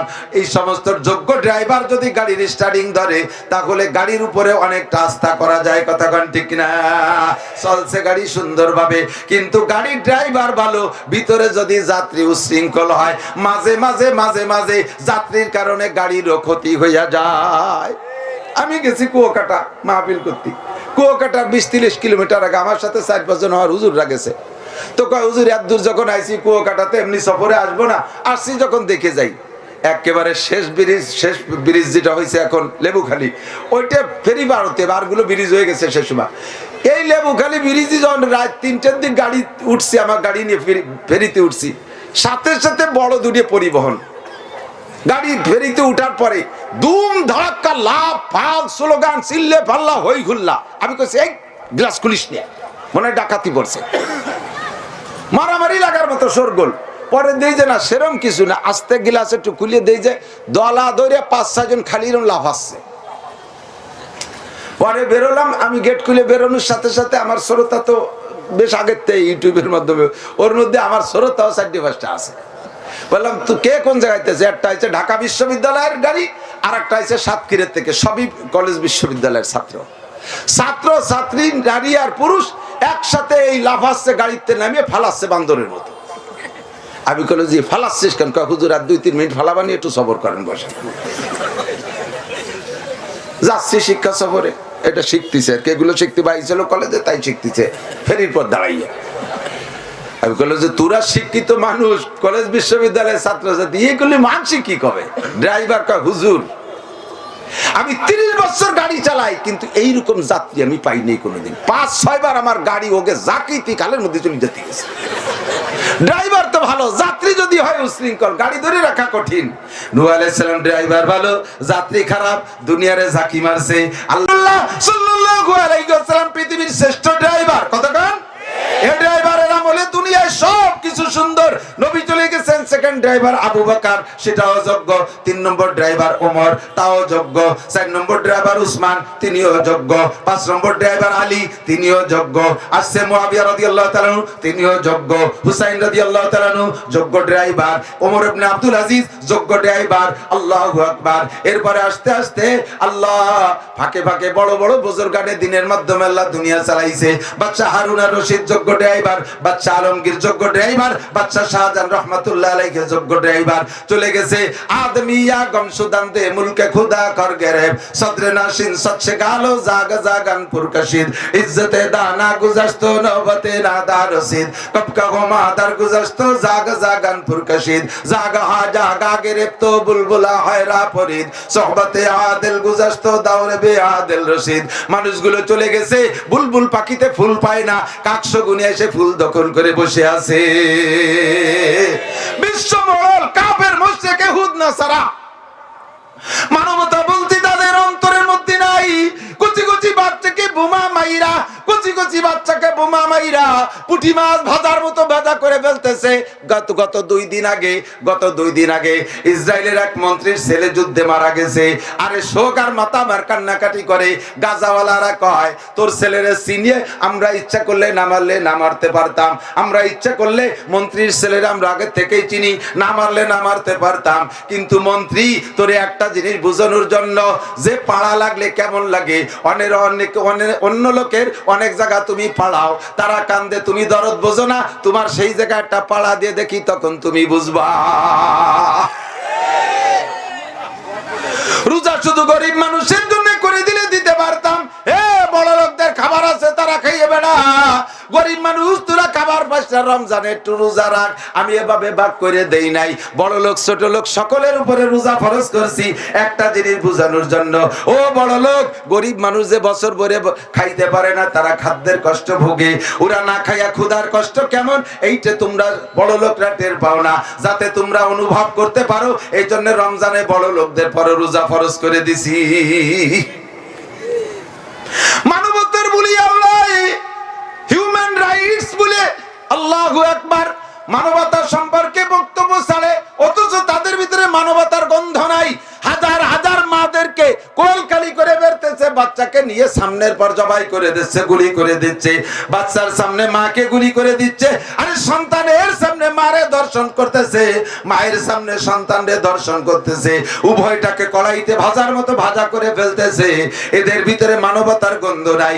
এদের হাতে দুনিয়ার স্টার্টিং বিদায়। বারবার ভূমিকম্প, বারবার ভূমিকম্প, এখানে আগুন লাগে, ওখানে আগুন লাগে। বর্তমান বিশ্বে 35টা পয়েন্টে গাজা ফিলিস্তিন যেমন যুদ্ধ হচ্ছে, ওই রকম বিশ্বে 35টা পয়েন্টে যুদ্ধ হচ্ছে। আর সব জায়গা যুদ্ধ লাগায় রাখছে আমেরিকার মোড়ল বেয়াদব জো বাইডেন। ওর আগের থেকে যারা আমেরিকা পরিচালনা করে সবাই যুদ্ধ নীতিতে পাগল, সবাই যুদ্ধ নীতিতে একমত। ওদের অস্ত্র বিক্রির জন্য সারা বছর অস্ত্র বেচে পয়সা কামাই করে ধনী হবে, এই জন্য বিশ্বের পয়েন্টে পয়েন্টে যুদ্ধ লাগায় রাখছে। তাদের কাছে অস্ত্র বেচতেছে। এরা নাকি মানবতার গুরু। এদের সংবিধান বলে শ্রেষ্ঠ সংবিধান, ওদের সংবিধানে পায়খানা মাখাইয়া জুতো মারি। কথা বলেন ঠিক কি ঠিক না? তোর সংবিধান বলে সারা পৃথিবীর মুসলমান প্রস্রাব করে। যেই সংবিধানের ভিতরে কচি বাচ্চাকে মারার ভিতর তাকে দুনিয়ার মাঝে এরা মানবতা বিরোধী করেছে। আর আমাদের 17,000 মানুষ মারলি, তাতে মানবতা বিরোধী হয় না, অমানবতা হয় না। গুরবামিরো সাগুজিরো মুশরা দরবা কুনাত, গুরবামিরো সাগুজিরো মুশরা দরবা কুনাত, এই দুনিয়ার কানে দৌলত মুলকেরা বিরা কুনাত। আল্লাহ, হোটেলের মালিক দিন ভরে কেনা বেচা করে, সহকারী নাই, কয়জন চলে গেছে ছুটিতে, আবার কেনা বেচা ভালো, একা একাই কেনা বেচা করতেছে। দিন ভরে কেনা বেচা, ওর একটা জরুরত আছে না? তো জরুরত আসছে যখন, পায়খানা পেশাব আসছে, এখন কারে একটু দায়িত্ব দিয়ে যাবে? ভাজা মাছ প্লেট ভরা, গোশ এক জায়গা, 3 জনরে পাইছে, বস্তা ভরা চাইল ডাইল। কুত্তরে কইছে যে তোরে দায়িত্ব দিলাম, তুই এই গোশের আড়িটা খেয়াল রাখিস। বিলেইরে কইছে তুই ভাজা মাছগুলো লক্ষ্য রাখিস যেন কেউ খেয়ানত না করে। ইন্দুরে কইছে তুই চাইলেটার বস্তার দিক খেয়াল রাখিস। আধা ঘন্টা পর আইসে দেখছে 3জন খেয়াল রাখছে,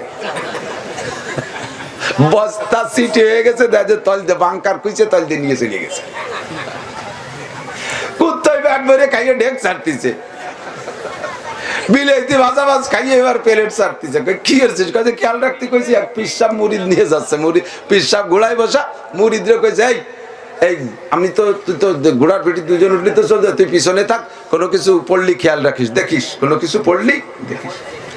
তো যাইতে যাইতে কদ্দূর যাই, এক জায়গায় যায়, এবার তাবু টানাইছে, নামবে, ঘোড়াইতে নামিয়ে দেয় যে সেই তসবি নাই, সে হাফিজ সাহেবের লাঠি নাই, পাগড়ি নাই, জুব্বু একটা নাই। তুই পিছনে থাকলি, কলাম যেগুলো দেখিস, তো কি পিছে থাকলি? দেখছি তো একটা পড়ছে অমুক জায়গা, একটা পড়ছে অমুক জায়গা, দেখছি তো একটা অমুক অমুক জায়গা পড়ছে। খেয়াল রাখতে করছে, খেয়াল রাখছে, দেখছে। শয়তান দেখা মানে কি? পড়লি খুঁটি আনবি, ফিরে সামনে পিছে থাকবি, যা পড়বে সব উঠবি, গুলো আমাকে জিনিস। ফিরে মঞ্জিলি দিয়ে যায়, নামছে, নামিয়ে দেয় যে ব্যাগ ভরা ঘোড়ার গোবর। কি হয়েছে? যা পড়বে তাই খুঁটি কইছেন, এ সফরে খালি নিয়ে দাইছে ছাড়া কিছু আর নাই। খেয়েছা বুদ্ধিমান কাজ। আল্লাহু আকবার। এদের হাতে খেয়াল রাখতে দেশে, দেশ দুনিয়া খেয়াল রাখতে দেশে। ওদের সংবিধান মেনে যারা চলবে তারাই জালেম হবে, কথা বলেন ঠিক না? ইংরেজের সংবিধান মেনে যারা চলবে তারাই জালেম হবে। তারা কখনো মুনসিফ হতে, ন্যায় বিচারক হতে পারে না। নিরপরাধীকে অপরাধী বানাইয়া আটকায় দেবে, অপরাধীকে ঘুষ খাইয়া ছেড়ে দেবে, ঠিক কিনা? মিথ্যে কথা, তাজা তাজা মিথ্যে কথা কয়, তারপরও তারা নীতির পর আছে, চলে যায় সামনের দিকে। তাহলে সংবিধান চলবে কার? আল্লাহ। আল্লাহ পাক রব্বুল আলামিন বলেন, বান্দা তুমি ভয় পেও না। যে যত বড় তার সংবিধান তত বড় হয়, যে যত বড় তার কাজ তত বড় হয়। কতক্ষণ গ্রাম্য চৌকিদারের হুকুমের কাজ কটুক ছোট ছোট, এরপরে পুলিশের কাজ আর একটু বড়, তারপরে র্যাবের কাজ আর একটু কঠিন, আর্মির কাজ আর একটু কঠিন, সেনাবাহিনী যুদ্ধ করা লাগে। সাধারণ পুলিশের কাজ একরকম, বড় পুলিশের কাজ আরো কঠিন, সাধারণ মেম্বার চেয়ারম্যানদের কাজ ছোট, এমপি মন্ত্রীদের কাজ আরো বড়। তাহলে যে যত বড় তার কাজ হুকুম তত বড় হয়, কঠিন হয়। আল্লাহ পাক বলেন, না না ওই ভয় পেও না, আমার ব্যাপারে এবার তোমরা নিঃসন্দেহে থাকো, নিশ্চিন্তে থাকো। লা ইউকাল্লিফুল্লাহু নাফসান ইল্লা উসাহা, লা ইউকাল্লিফুল্লাহু নাফসান ইল্লা উসাহা। আমি আল্লাহ তাআলা মানুষকে কোন কাজ তার সাধ্যের বাইরে হুকুম করি না। কন্যা সুবহানাল্লাহ। তুমি যেখানে যে আটকে যাবা ও জায়গা আমার কাছে ব্যবস্থা আছে। যে জায়গায় যে দেখবা রাস্তা, যদি রাস্তা এই রাস্তা মাঝে মাঝে ব্রিজ নষ্ট হয়ে যায় না, ব্রিজ ভাঙ্গে ফিরে পুনঃসংস্করণ করে, তো ওই আগের ব্রিজটা ভাঙ্গে নতুন ব্রিজ বানানোর জন্য একটা বিকল্প রাস্তা দেওয়া লাগে কিনা, তাই না? এপাশে বাঁশ দিয়ে বেড়া দিয়ে একটা লাল কাপড় টানায় দেয়, রেড সিগন্যাল, বিপদ সংকেত। ওখান থেকেই ক্রস দিয়ে আছে, তা তীর দিয়ে আছে যে ডাইন দিয়ে বিকল্প সড়ক, বাম দিয়ে বিকল্প সড়ক। তাহলে যেখানে ভাঙ্গা ব্রিজ সেখানেই বিকল্প সড়ক। মানুষের এই ব্যবস্থা। আল্লাহ পাক রব্বুল আলামিন বলেন, আমার সমস্ত সংবিধান মানতেই হবে, যেহেতু জগৎ আমার হুকুম আমার মানতেই হবে, নামাজ পড়তেই হবে। বলেন নামাজ, কথা কয় না? শুধু শুক্রবারে সপ্তাহে একদিন নামাজ পড়তেই হবে। তাহলে ঈদের নামাজও ওক্তীয় নামাজ তো লাগবে না? কয় ওক্ত? দৈনন্দিন কয় ওক্ত? কার হুকুম? পড়তেই হবে, এবং নামাজের সমস্ত বিধিবিধান মেনেই পড়তে হবে। কথা বলেন। রোজা কার হুকুম? রাখতেই হবে। বলেন রাখতেই হবে। হজ কার হুকুম? আদায় করতেই হবে। যাকাত কার হুকুম? দিতেই হবে। তখন পর্দা কার হুকুম? জোর হলো না? কার হুকুম? নামাজও যেমন ফরজ, পর্দাও এরকম ফরজ। নামাজটা পড়েন, পর্দাটা করেন না। একটা মানলেন, একটা মানলেন না। আবার তো মিনুনা বিবাজিল কিতাব অর্থাৎ পুরোনা বিবাজ। তোমার যেটা ভালো লাগে সেটা করো, আর যেটা ভালো লাগে না সেটা করো না। তোমার সম্পর্কে আমার ডিক্লেয়ার শুনে নাও, ফামা জাযাউ মান ইয়াফআলু যালিকা মিনকুম ইল্লা খিজিয়ুন ফিল হায়াতিদ দুনিয়া। যাদের স্বভাব এমন হবে কি একটা মানে একটা মানে না, ইসলামের কিছু ভালো লাগে সেটা মানে, কিছু কষ্ট হয় সেটা মানে না। আল্লাহু আকবার। এই জাতীয় মানুষ যারা, আল্লাহ পাক বলেন দুনিয়ায় তাদেরকে অপমান অপদস্থ হতেই হবে। ওয়া ইয়াউমাল কিয়ামাতি ইউরাদ্দুনা ইলা শাদ্দিল আযাব। আর কিয়ামতে কঠিন শাস্তির সম্মুখীন হতে হবে। যারা দুনিয়া আল্লাহর কোরআন দেখো না, চক্ষু বন্ধ করে রাখো। কোরআনী সংবিধান ভালো লাগে না, মানব রচিত সংবিধান চোখ খুলে দেখো। ইংরেজদের সংবিধান পড়ার মুখস্থ করো, ওইটা পড়ার নাম রাজনীতি, পলিটিক্স পড়া। এই পলিটিক্স বইলা দুনিয়ার রাজনীতি পড়ে তোমরা দুনিয়া চালাও। আল্লাহর সংবিধান চোখ খুলে কোরআন খুলে দেখো না, তুমি জেনে নাও, ওমান আরাযা আন যিকরি ফাইন্না লাহু মাঈশাতান দানকা ওয়া নাহশুরুহু ইয়াওমাল কিয়ামাতি আমা। দুনিয়ার জিন্দেগি তোমাদের জন্য সংকীর্ণ করে দেব। কোটি কোটি টাকা, বড় বড় পদ টাকা সত্ত্বেও তুমি সুখী হতে পারবা না, শান্তিতে তুমি ঘুমাইতে পারবা না। আর কিয়ামতের ময়দানে তোমাকে অন্ধ করে উঠানো হবে। কিয়ামতের ময়দানে অন্ধ করে উঠানো হবে। শুনি এক লোক খুশি হয়েছে, কয় সুবহানাল্লাহ। আল্লাহু আকবার। মানে শেষ টাইম যে ছাড়িয়ে দিলি সুবহানাল্লাহ কইতে হবে, তাই তুই পক্ষ হোক আর বিপক্ষ। কিয়ামতের ময়দানে অন্ধ হয়ে অন্ধ করে উঠাবেন, খুশি না বেজার? নাউজুবিল্লাহ। আল্লাহ পাকের কাছে আপনি বলবেন, আল্লাহ লিমা হাসারতানি আমা ওয়াকাদ কুনতু বাসীরা। আমি তো দুনিয়ায় চোখ ছিল, কত সিনেমা দেখছি, বায়োস্কোপ দেখছি, টেলিভিশন দেখছি, ফেসবুক দেখছি, ল্যাংটা ছবি দেখছি, কত কিছু দেখছি। তুমি আমারে এই জায়গা কানা বানাইলে কেন? বেস্তের মধ্যে কিছু দেখতে পাচ্ছি না। বেহেশতে তোমার হাসরের মাঠে কি আছে? আল্লাহ কা কাযালিকা আতাতকা আয়াতুনা ফানাসিতাহা, দুনিয়ায় তোমার সামনে আমার কোরআন ধরা হয়েছিল, ওটাকে ভুলে গেছিলে, দেখছিলে না, চক্ষু বন্ধ করেছিলে। ওয়া কাযালিকাল ইয়াউমা তুনসা, আজকে আমিও তোরে ভুলে গেলাম, তোরে চোখ দেওয়া হবে না, আমার এই ময়দানে মাহশারের আমার জান্নাতের কোনো নাজ ও নিয়ামত তোকে দেখতে দেওয়া হবে না। জোরে কন্না নাউজুবিল্লাহ। সংবিধান মানবো কার? কোরআন দেখবো কার? আল্লাহর কোরআন দেখবো। কথা কোন ঠিক না? কোরআনের ভিতরে যে জায়গা যাবেন আমি রাতভর প্রমাণ দিতে পারবো ইনশাআল্লাহ। আল্লাহ তাআলা সব জায়গা হুকুম ঠিক করেছেন। আবার আমার যদি কষ্ট হয় সাথে সাথে বিকল্প সড়ক রেখেছেন। ইউরিদুল্লাহু বিকুমুল ইউসরা ওয়ালা ইউরিদু বিকুমুল উসর। ফরজ নামাজ দাঁড়ায় পড়া ফরজ। কথা বলেন, ফরজ নামাজ একটু বলেন, মস্ক করেন। ফরজ নামাজ দাঁড়ায় পড়া ফরজ নামাজ কিভাবে পড়া? ফরজ নামাজ কিভাবে পড়া? নফল না ফরজ? ফরজ, ঠিক তো? এখন আপনার হাঁটুতি ব্যথা, মাজায় ব্যথা, বসতে পারতেছেন না, কি করবেন? আমি যেভাবে বলছি এদিক তাকান, নামাজের 13টা ফরজের একটা ফরজও যদি একটা ফরজ যদি ভুল করেও ছুটে যায়, নামাজের পরে মনে পড়ছে যে এটা তো ভুল করে ছুটে গেছে, আবার পড়তে হবে নামাজ।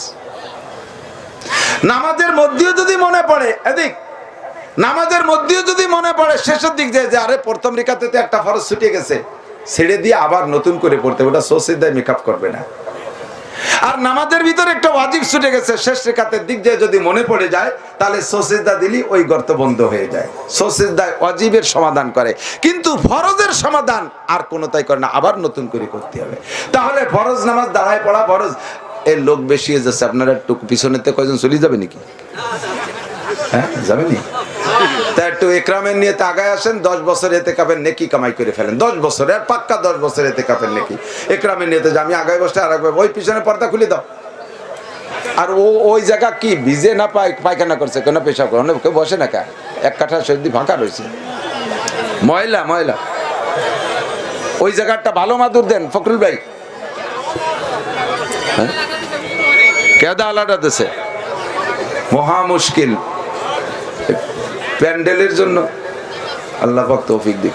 আমরা এই এদিক তাকান, আমি কালেকশন করব না, এখানে কোনো কালেকশন নাই, ফখরুল ভাইয়ের মাদ্রাসায় কালেকশন নাই। আমি দাবি করি আমরা এখানে কত মানুষ না, 2-3 হাজার মানুষ হবে ইনশাআল্লাহ। আমরা যদি ইচ্ছা করি আগামী বছর এই বসার এই যে তিরপলটা আমরা কিনে দেবো, পারবো না ইনশাআল্লাহ? আমরা সবাই মিলে সহযোগিতা করলে, ওকে তা ওই যে 12 জায়গা বিছে যে কালকে পুজো ইত্যাদি নাকি তাও পাওয়া যায় না। তো ভাড়ার টাকা যে ভাড়া যে টাকা দেবে সেই জায়গায় যেতে হবে।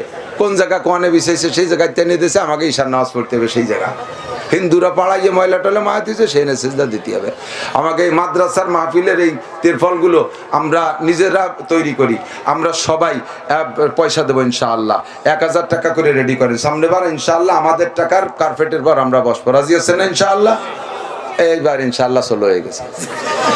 কি যে শেষরা, গোপালগঞ্জের শেষরা না।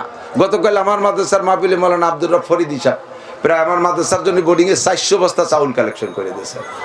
এই সাধারণ গ্রামের মানুষ 10 বস্তা 12 বস্তা 20 বস্তা করে দিয়ে দিয়েছে। তা আমরা এক বছর প্রত্যেক বছর চাচ্ছি না, আগামী বছর আমাদের নিজেদের কিনা তিরপলার উপরে বসবো। 1000 করে টাকা রেডি করেন, এ বাহি বই নাই, পকেটে থাকলে রেডি করেন। 500 200 100 আমরা এই জায়গাতে ইনশাআল্লাহ কার্পেটে টাকা দিয়ে যাবো ইনশাআল্লাহ। রেডি আছেন তো ইনশাআল্লাহ? জোরে 10 টাকা 20 টাকা 50 টাকা 100 টাকা, ওতে কার্পেট হবে না, একটু মোটা টাকা দিতে হবে। আল্লাহ কবুল করুন বলেন আমিন। তাহলে আল্লাহ তাআলা শরীয়তের বিধান সব জায়গা যেটাই হুকুম করছেন তার পাশে আমাদের জন্য আসান ব্যবস্থা রাখছে। কথাক্ষণ ঠিক না? ফরজ নামাজ দাঁড়ায় পড়া ফরজ। আপনি দাঁড়াতে পারেন না, কি করবেন? আল্লাহ কাছে যেভাবে পারো বসে পারো। জি আল্লাহ আমি তো বসতেই পারতেছি না, কি করবো? আল্লাহ কাছে শুয়ে পড়ো। কয় নাসির হুজুর যেভাবে কইছে তাতে শুয়ে তো দরকার, বসতেও তো দেয় না, সে যেভাবে কড়াকড়ির সাথে কয় তাতে তো শোয়া তো দূরই কথা। বল আল্লাহ কয় বক্তারা যা কয় কোক, তোমার জন্য ব্যবস্থা আছে। লাইসা আলাল মারিজে হারাজুন, আমি কই না, আল্লাহ কোরআনে বলে রাখছে লাইসা আলাল মারিজে হারাজুন, রোগীর কোনো মাসালা নাই, যেভাবে পারেন সেভাবে বসবেন। এখন এই সুযোগ পাইয়া, আল্লাহু আকবার, এই সুযোগ পাইয়া একেবারে মসজিদের প্রথম 2 কাতার চেয়ারম্যান হয়ে গেছে। একটু পদে আসলি হয় ভাষার সাথে চেয়ার একখান লাগাই রায়। মসজিদে যে নিচে নামাজ পড়তে ওনার ক্রেডিট ডাউন হয়, ক্রেডিট ডাউন হয় মসজিদে যাইয়া। বিনা ভোটে চেয়ারম্যান মসজিদ। এই ভিতরে যে একটি বেড়াস কেন, এই বসে বসে কটুক সমস্যা একটু মাজা ব্যথা করবে না কেন? ওর মধ্যে তো গিরিয়ে মুড়িয়ে খুলিয়ে যাওয়ার কথা। একটা মেশিন 30 বছর আগে 2টা মেশিন কিনে যাইছেন যশোরের থেকে, সেলো মেশিন। একটা আইনে সেট করে ফেলাইছেন, ডেলি তারে 5-7 বার স্টার্ট দেন, সব জায়গা তার ইজি, একবার কিক করার সাথে সাথে স্টার্ট হয়ে যায়। আর একটা মেশিন এনে বাড়ি বাক্সের মধ্যে রেখে দিয়েছেন, ওটারে এইটা নষ্ট হলে সেট করবেন। 30 বছর পরে যে ওইটা সেট করছেন, ওরে স্টার্ট দিতে যে স্টার্টিং দিয়ে হ্যান্ডেল দিয়ে যখন টান মারছেন, দেখবেন সব জায়গা কড়কড় কড়কড় করছে। যখন কাকা আস্তে টান দেন, গিরি গুড়ি ছুটি গেল, ভিতরে গিরিশ মিরিশ সব শুয়ে গেছে। ও জোরছে মারছে টান, 3-4 জায়গাতে হাঁটু মাটু খুলে গেছে। আমরা ছোটবেলায় নামাজ পড়ি, আমাদের মেশিন স্টার্ট আছে, সবসময় নাড়াচাড়া হতে তালে আছে, আমরা শুতি উঠতি বসতি সবসময় পারি। আর জীবন ভরে সিলিয়ালো টাইট চেয়ারে এরকম দুমড়ো দরিয়ে কাজে হাঁটুর মধ্যে এখানে ওখানে সব জায়গায় গিরিশ মোবিল টোবিল শুয়ে টাইট হয়ে গেছে। বুড়োকালে তবলিগার হজে যাই এক গুল্লি দিয়েছে, চরমুনার একটু কান্নাকাটি শুনিয়ে আর নামাজের ইচ্ছা করছে, মসজিদে যে রুকু দিতে গেলি তাও হয় না, বাজ হয় না, সিজদা দিতে গেলি এনে কল কল কল কল করি ওঠে, কয় যে গিরিশ শুয়ে গেছে, আমি ভাবতেছি না। সময় মতো নামাজ পড়লে সব জায়গায় রানিং থাকে, কথা কন না কেন? এরপরও অনেকে নামাজি আছে, তারপরও অসুস্থতার রোগ তোর বলি করে আছে না, এটা তো সবার ক্ষেত্রে না। অনেক সময় নামাজি মানুষেরও আচানক রোগ একটা হয়ে গেছে, পায়ে ব্যথা পাইছে, অ্যাক্সিডেন্ট করছে, ব্যথা পাইছে, এ বসতে পারে না, তবে দাঁড়াতে পারে। এই লোকটার এদিক তাকান, মশলা শুনতে হবে। এক একটা মশলার ভিতরে সোয়াই মশলা। এক মেসাক করা সুন্নাত, এই মেসাকের মধ্যে কয়টা মশলা? মেসাক করা সুন্নাত। 1 নম্বরে তার লম্বা হতে হবে, এই শাহাদত আঙ্গুলিতে বুড়ি আঙ্গুল পর্যন্ত 1 বিঘে তো। 2 নম্বরে কেনি আঙ্গুল পরিমাণ মোটা হতে হবে। 3 নম্বরে মেসাক করতে হবে খাড়া ভাবে দাঁতের। 4 নম্বরে ডাইন পাশতে শুরু করতে হবে। তাহলে মেসাকের মধ্যে 4-5টা মশলা। সেম আপনার এই নামাজের ভিতরে চেয়ার ব্যবহার করার ভিতরে কতগুলো মশলা, আপনি কিভাবে ব্যবহার করবেন? আপনি এদিক তাকান, হাঁটতে পারেন, দাঁড়াতে পারেন, কিন্তু যাইয়েই শুরুতে দাঁড়াতে যে লোকটা পারে, সেই লোকটা শুরুতে চেয়ারে বসে নামাজ পড়লে ওর প্রথম ফরজ নামাজ, এক দাঁড়ায় পড়া ফরজ, ওইটা বাতিল হয়ে গেছে, নামাজ বাতিল হবে না, নামাজ হবে না। নামাজ কয়েকদিন 7-8 বছর ধরে ভরি আসছে, তার কি হবে? তুমি ভরসা তাই বলি হয়ে যাবে নাকি? ও আবার ভর্তি হবে, ও আবার ভর্তি হবে সেই নামাজ, এই কয় বছর যা কাম করছো। তাহলে কি দাঁড়াতে পারে, তার প্রমাণ কি? আমি আপনারা দেখছি গত রাত্রে আপনি 11টা থেকে 3টে পর্যন্ত মেসির খেলা দেখছেন টেলিভিশনের সামনে দাঁড়ায় দাঁড়ায়। ও জায়গায় আপনারা কেউ চেয়ার দেন, আপনি দাঁড়ায় দাঁড়ায় টেলিভিশন দেখছেন। আপনারা দেখছি আপনি মাছ কেনার সময় জাইলের সাথে বিরাট ঘন্টা খানিক ধরে ঝগড়া করছেন দাঁড়ায় দাঁড়াইয়া। মসজিদে এসে 5-7 মিনিট আপনি আইটি বেড়াইছেন, দাঁড়ায় রয়েছেন, কাজে আপনি দাঁড়াতে পারেন। আপনি ধরিয়ে শুরুতে বসলে হবে না, পারেন না আপনি যে জায়গা, সেই জায়গা থেকে শিখাই চেয়ারে পাশার কাছে রেখে দাঁড়াবেন, দাঁড়াইয়ে কিরাত সব শেষ রুকুও দিতে পারেন, তারও প্রমাণ আছে। একটু আগে আপনার হাতে মোবাইল পড়ে গেছে, দিয়ে কুজয়ে খুঁটলেন,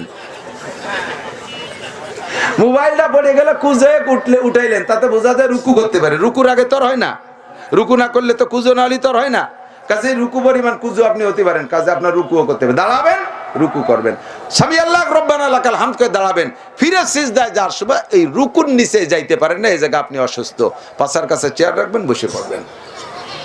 তবে আর একটা কথা মনে রাখবেন, আপনি যদি একবার মাটিতে বসতে পারেন, তাহলে হাঁটুর উপরে রুকু দিয়ে সিজদাটা আপনি মাটিতে দিতে পারেন, তাতে বাড়ি একটা অসুবিধা হয় না। এই লোকটা চেয়ারে বসবেন না। আপনি চেয়ারে বসলে আপনার নামাজ হবে ঠিক আছে, কিন্তু আপনি ইশারায় সিজদা দেওয়ার চাইতে মাটিতে কপাল লাগাইয়া সিজদা দেওয়ার মধ্যে যে তৃপ্তি, এটা চোখের ইশারায় কোনোদিনও অনুভব করতে পারবেন না। এই স্বাদ কোনো তাই হবে না, কথা ঠিক না? নামাজের মূল মাকসাদ হলো মাটিতে সিজদা দেওয়া। হ্যাঁ, আল্লাহর কুদরতি 2 কদমের মাঝে, আল্লাহ আমি তোমার পায়ে পড়ছি, আল্লাহ আমি তোমার পায়ে পড়ছি, এই যে মজা সিজদা মাটিতে দিয়া, এটা ইশারায় হবে না। কাজে আপনি রুকুর থেকে দাঁড়াইয়া বসতে পারেন না, চেয়ারের অনুমতি দেওয়া গেছে, কিন্তু শুরুতে যে আবার বসে আপনি মাটিতে সিজদা দেওয়ার ক্ষমতা আছে, তাহলে মাটিতে বসেই পড়বেন, সিজদা দেবেন মাটিতে। কথা বুঝে আসছে না? চেয়ারটা রাখবেন কোন জায়গায়? চেয়ারের সামনের পায়া সামনের দিক যাবে, পিছনের পায়া পায়ের গোড়ালি, মুসল্লিদের পায়ের গোড়ালি কাতার বরাবর হবে পিছনের কাতার, পিছনের পায়া। আপনি দাঁড়ানোর সময় সামনে একা আগায় গেছেন, সমস্যা নাই, কিন্তু বসার সময় তো সবার সাথে বরাবর হয়ে যাবে। একটা মাসালার মধ্যে কত মাসালা আল্লাহ পাক ব্যবস্থা রেখেছে। লা ইউকাল্লিফুল্লাহু নাফসান ইল্লা উসরাহা, ইউরিদুল্লাহু বিকুমুল ইউসরা ওয়া লা ইউরিদু বিকুমুল উসর। আপনাকে রমজানের রোজা রাখা ফরজ, রমজানের রোজা রাখা। এ মাসালা আরেকটা শিখাই দেই, নামাজ পড়তে ওযু লাগে, নামাজ পড়তে কি লাগে? কি লাগে? বিনা ওযুতে নামাজ হয়? অসুস্থ মানুষ, অসুস্থ যে ওযু বানাতে পারে না, তারও কি বিনা ওযুতে নামাজ হয়? বলেন না, তার না নাপাক অবস্থায় নামাজ হবে না। আল্লাহু আকবার। ইযা কুমতুম ইলাস সালাতি ফাগসিলু উজুহাকুম, আল্লাহর হুকুম, আমি কই না। ইযা কুমতুম ইলাস সালাতি ফাগসিলু উজুহাকুম ওয়া আইদিয়াকুম ইলাল মারাফিকি ওয়ামসাহু বিরুউসিকুম ওয়া আরজুলাকুম ইলাল কাবাইন। এই আয়াতের দ্বারা ওযুর সিস্টেম আল্লাহ তাআলা শিখিয়ে দিয়েছেন।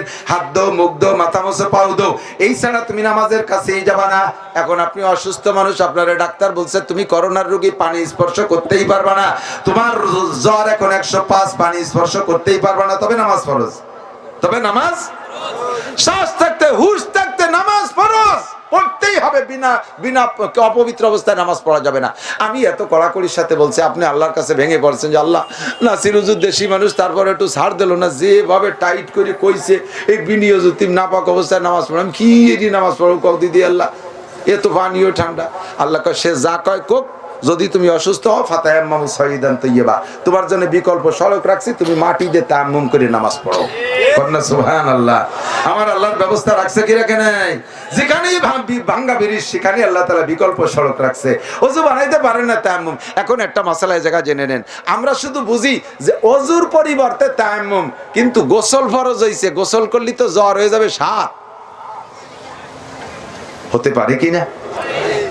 মারাত্মক জ্বরের ভিতরেও কারণবশত গোসল ফরজ হয়ে যেতে পারে কিনা? একজন মহিলা তার মাসিক শেষ হয়ে গেছে বেলা দুপুরের সময়, আসরের সময়, এখন শীতকাল, ওই সময় যদি সে গোসল করে তাহলে তার তো জ্বর বেড়ে যাবে, অসুবিধা হবে।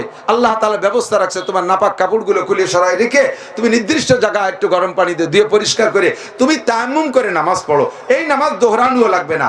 ওযুর স্থান যেমন তায়াম্মুমে কভার করে, গোসলের স্থানও তায়াম্মুমে কভার করে। আপনি অসুস্থ মানুষ, গোসল করলে রোগ বেড়ে যাবে, আপনি এই মনে করতে যে ওযুতে না তায়াম্মুম চলি, এত বড় নাপাক তায়াম্মুম দিয়ে কি হয় হুজুর, কলি কি হয়? মনের একটা তৃপ্তি আছে না? তোমার মনের তৃপ্তিতে একা কক্তের বিনিময় 230 কোটি 40 লক্ষ বছর জাহান্নাম কামাই করতেছে। আল্লাহ সুযোগ দিতে, তোমার তৃপ্তির দরকার কি? গোসল ফরজ, গোসল করলে রোগ বেড়ে যাবে, বাস আপনি তায়াম্মুম করে নির্দিষ্ট জায়গার ময়লাগুলোকে অল্প পানি দিয়ে ধুয়ে পরিষ্কার করে আপনি পবিত্র কাপড় পরে গোসলের পরিবর্তে আপনি তায়াম্মুম করতে পারেন। এখন এই তায়াম্মুম আবার দুই প্রকার না। হযরত আলী রাদিয়াল্লাহু তাআলা আনহু তায়াম্মুমের মাসালা শোনার পরে, ওযুর তায়াম্মুম তো ওযুর কায়দায় করে, একদিন আইসে হুজুরের কাছে, সারা গায়ে মাথায় বালি। আচ্ছা কয় হুজুর আমার দেখেন যে তায়াম্মুম হইছে নাকি? হুজুর কি তায়াম্মুম করছো? কয় হুজুর আগে তো ওযুর তায়াম্মুম করতাম, এই আত্মস্তামান মুখ পুছতাম, আজকাল গোসলের তায়াম্মুম করছি। শরীর খারাপ, গোসল করলে শরীর খারাপ হবে, গোসল ফরজ, আমি গোসলের তায়াম্মুম করছি। কিভাবে করছো? বালি গাদি দিয়ে এই পাশে ডুব দইতে বার হয়ে গেছি। হুজুর বললেন আলী, গোসল ওযুর তায়াম্মুম যতটুকু, গোসলের তায়াম্মুমও বেশি করা লাগবে না, বেশি করা লাগবে না। ওই হাত আর মুখ মুছলে হয়ে যাবে। গোসলের তায়াম্মুমে সারা গায়ে মাটি ডলা লাগবে না। সহজ হয়েছে কি হয় নাই? কথা বলেন, সহজ ব্যবস্থা হয়েছে কিনা?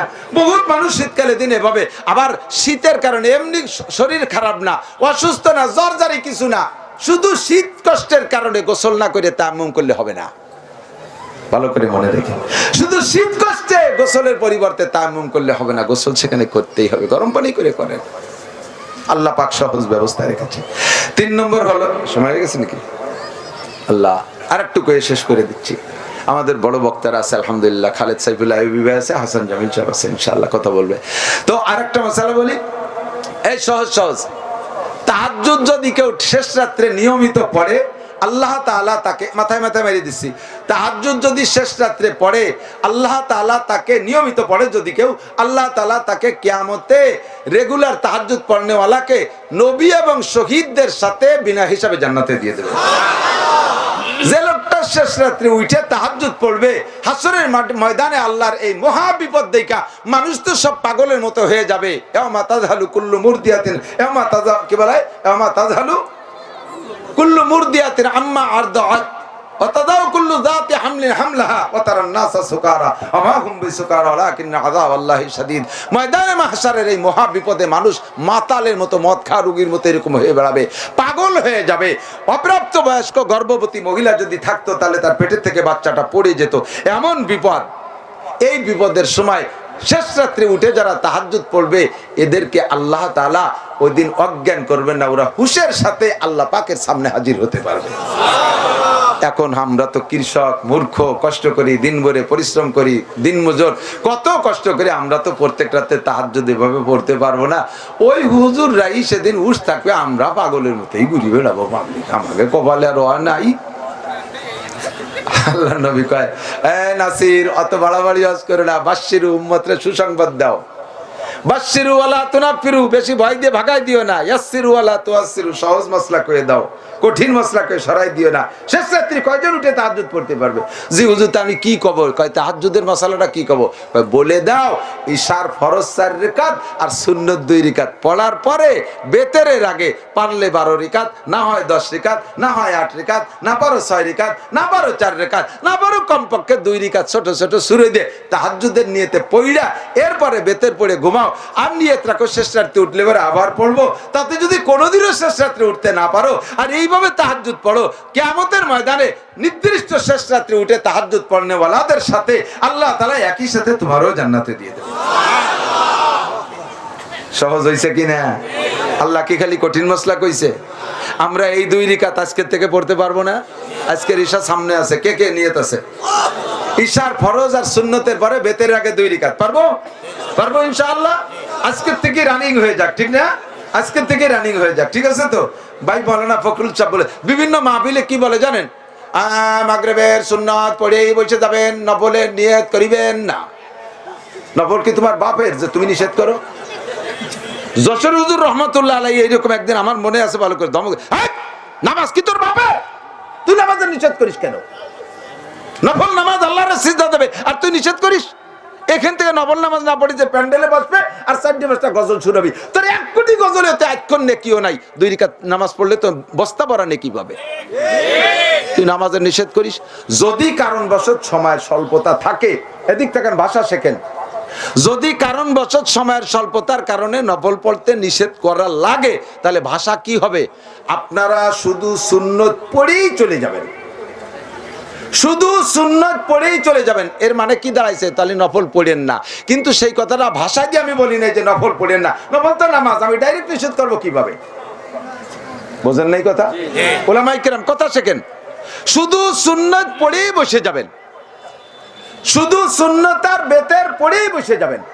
তার দ্বারা বোঝা যায় যে অন্য কোনো নামাজ পড়তে নিষেধ করতেছে। কিন্তু ডাইরেক্ট নফল পড়িবেন না, আল্লাহ বেজার হয়। কেন? নফল পড়বে তো আমার সিজদা দেবে, তুই টাকাস কে? কথা কি শিখছেন? বোঝা গেছে না কথা? খেয়াল থাকবে তো ইনশাআল্লাহ। এবার আপনি এইভাবে আজকের থেকে ইনশাআল্লাহ নিয়ত রাখেন যে আমরা রেগুলার 2 রাকাত তাহাজ্জুদের নিয়তে পড়বো, ঠিক আছে না? ইনশাআল্লাহ। আবার শেষ রাতে উঠতে পারলে পড়বেন। আরেকটা মাসালা, আওয়াবিনের মিকদার 4 রাকাত, 6 রাকাত, 8 রাকাত, 10 রাকাত বলে দেওয়া ঠিক না। কারণ আওয়াবিনের হাসানুল বতার ভিতরে লাগছে আকাল্লে আওয়াবিন 4 রাকাত। আওয়াবিনের সবচেয়ে কম রাকাত হলো 4 আর সর্বোচ্চ 20। আমি 6 বলে দেবো, লোকটা তো পড়ার নিয়ত আছে 20, আমি 6 বলে তারে ঠেকাবো কেন? কতক্ষণ? যদি আওয়াবিনের অনুমতি থাকে তাহলে আওয়াবিন সম্পর্কে বলতে হবে যারা আওয়াবিন পড়ার অভ্যস্ত পড়তে পারেন, আওয়াবিনের সুযোগ আছে। যারা না পড়েন তারাও পড়তে পারেন, বড় ফজিলতওয়ালা নামাজ। এবার সে সর্বনিম্ন 4 রাকাত পড়তে পারে, 6, 8, 10, 12, 20 পর্যন্ত পড়তে পারে। তারা নির্দিষ্ট রাকাত বলে দেওয়া, এটা আর একটা বিদআত। আওয়াবিন 4 রাকাত সর্বনিম্ন, 4 রাকাত সর্বোচ্চ 20 রাকাত। ইশরাক 2 রাকাত পড়লে আদায় হয়ে যাবে। চাষতের নামাজ 2 রাকাত পড়লে হয়ে যাবে। আর তাহাজ্জুদের সর্বনিম্ন 2 রাকাত, সর্বোচ্চ 12 রাকাত। একজনের এই যে বক্তার, আমাদের বক্তার ওয়াজ করে, অমুক বুজুর্গ সারা রাত তাহাজ্জুদের নামাজ পড়ছে, একের পর এক পড়ছে, কয়েকশো রাকাত তাহাজ্জুদ পড়ছে। এক রাত্রে তাহাজ্জুদ হলো 12 রাকাত, সে হুজুর বলে কয়েকশো রাকাত পড়ছে। হুজুর পড়ছে 12 রাকাত আর বক্তা কয় যে শোয় রাকাত পড়ছে। যদি তুমি অসুস্থ হও অথবা সফরে থাকো তাহলে তুমি রোজা না এখন রেখো না, পরে রমজান চলে যাওয়ার পরে ছোট দিন পর বড় দিন পর সুযোগ মতো রেখে দিও। আল্লাহ ব্যবস্থা রেখেছেন, আল্লাহ ব্যবস্থা রেখেছেন। ঠিক কি ঠিক না? তোমার হজ ফরজ, বেশি বুড়ো কালে যে হজ ফরজ হয়েছে তোমার স্বাস্থ্যে কুলোচ্ছে না, তোমার এগেনস্টে আরেকটা লোকরে তুমি টাকা দিয়ে হজ করো, তোমার হজ আদায় হয়ে যাবে। ইউরিদুল্লাহু বিকুমুল ইউসরা, আল্লাহ বিকল্প সড়ক রেখেছে। আল্লাহ পাক আমাদের সকলকে এই কথাগুলো বুঝে আমাদের শরীয়তে সব বিধিবিধানগুলোকে আমল করার তৌফিক দান করে। সবাই বলেন আমিন। আমি একটু হাত দেখতে চাই, একটা তাকবীর হবে, নড়াচড়া হবে না, একটা তাকবীর হবে। ফিলিস্তিনের পক্ষে যারা তারা থাকবেন, ইসরায়েল আর আমেরিকার পক্ষে যারা তারা চলে যাবেন। একটু মোহাব্বতের সাথে হাত দেখাবেন। জো বাইডেন আর নেতানিয়াহু অর্থাৎ ইসরায়েল আর আমেরিকার পক্ষে কারা, একটু মোহাব্বতের সাথে হাত দেখান তো। 4 জন মোহাব্বতের সাথে হাত দেখাইছে ইসরায়েলের পক্ষে। আমি যেভাবে বলছি এরপরে কি বুঝতে বাকি তার কথা, ও খেয়াল করছিল অন্য দিক, খেয়াল করে নাই। ইসরায়েলের পক্ষে যারা তারা আস্তে আস্তে চলে যাবেন, আর ফিলিস্তিনের পক্ষে মুসলমান গাজা বাইতুল মুকাদ্দাসের পক্ষে যারা তারা থাকবেন। আজকে ফিলিস্তিন, গাজা এবং বাইতুল মুকাদ্দাস এবং কাবা এবং আল্লাহ এবং রসুলের পক্ষে যারা, তারা এখানে ঈশান নামাজ জামাতের সাথে পড়বো, ঠিক? নামাজ না পড়ে চলে যান নিয়ত আছে কার কার, একটু হাত দেখান তো। কেউ না, ইনশাআল্লাহ আমরা জামাতের সাথে নামাজ পড়বো, ঠিক? বড় বরকতওয়ালা জামাত। একটা তকবীর হবে, এই বক্সিনির সাথে তকবীর জোরসে উঠাবেন, এর জন্য কানে মুহি লাগে না। নারায়ে তাকবীর। বিশ্বের মুসলিম, এই আঙ্গুলের মধ্যে রাখলি তোমারে রুগী রুগী মনে হয়, বক্সিনির মধ্যে শক্তি। বিশ্বের মুসলিম এক হও, জিহাদ করো, এক হও, জিহাদ করো। বিশ্বের মুসলিম, ইহুদিদের দালালরা, নেতানিয়াহুর দালালরা, জো বাইডেনের চেলারা, ইহুদিদের আস্তানা জ্বালিয়ে দাও, পুড়িয়ে দাও। নাসারাদের আস্তানা নারায়ে তাকবীর। প্রধানমন্ত্রী যদি রাস্তা খুলে দেয় যাওয়ার জন্য রেডি? সত্যি সত্যি? ওখানে যাবেন, যাইতেও টাকা লাগবে, জীবনও দেবেন, কুরবানি হয়ে যাবেন, গুলি খেয়ে মরে যাবেন, এইটাই ঠিক না? কষ্ট আছে, দুঃখ আছে, তাহলে টাকা খরচ করে যাবেন, এত রাজি, জীবন দেবেন, এত রাজি। আমাদের এই কার্পেট কিনতে টাকা দিতে হবে, এতে রাজি? 1000 টাকার নোট বের করেন, যার যার কাছে আছে, থাকলি দেবেন, না থাকলি চাই না। থাকলি যদি না দেন, কালকে ডাক্তারে দেয়া লাগবে, নতুন রোগে, পুরন রোগে না। আমি এই কার্পেট কিনেই যাবো ইনশাআল্লাহ।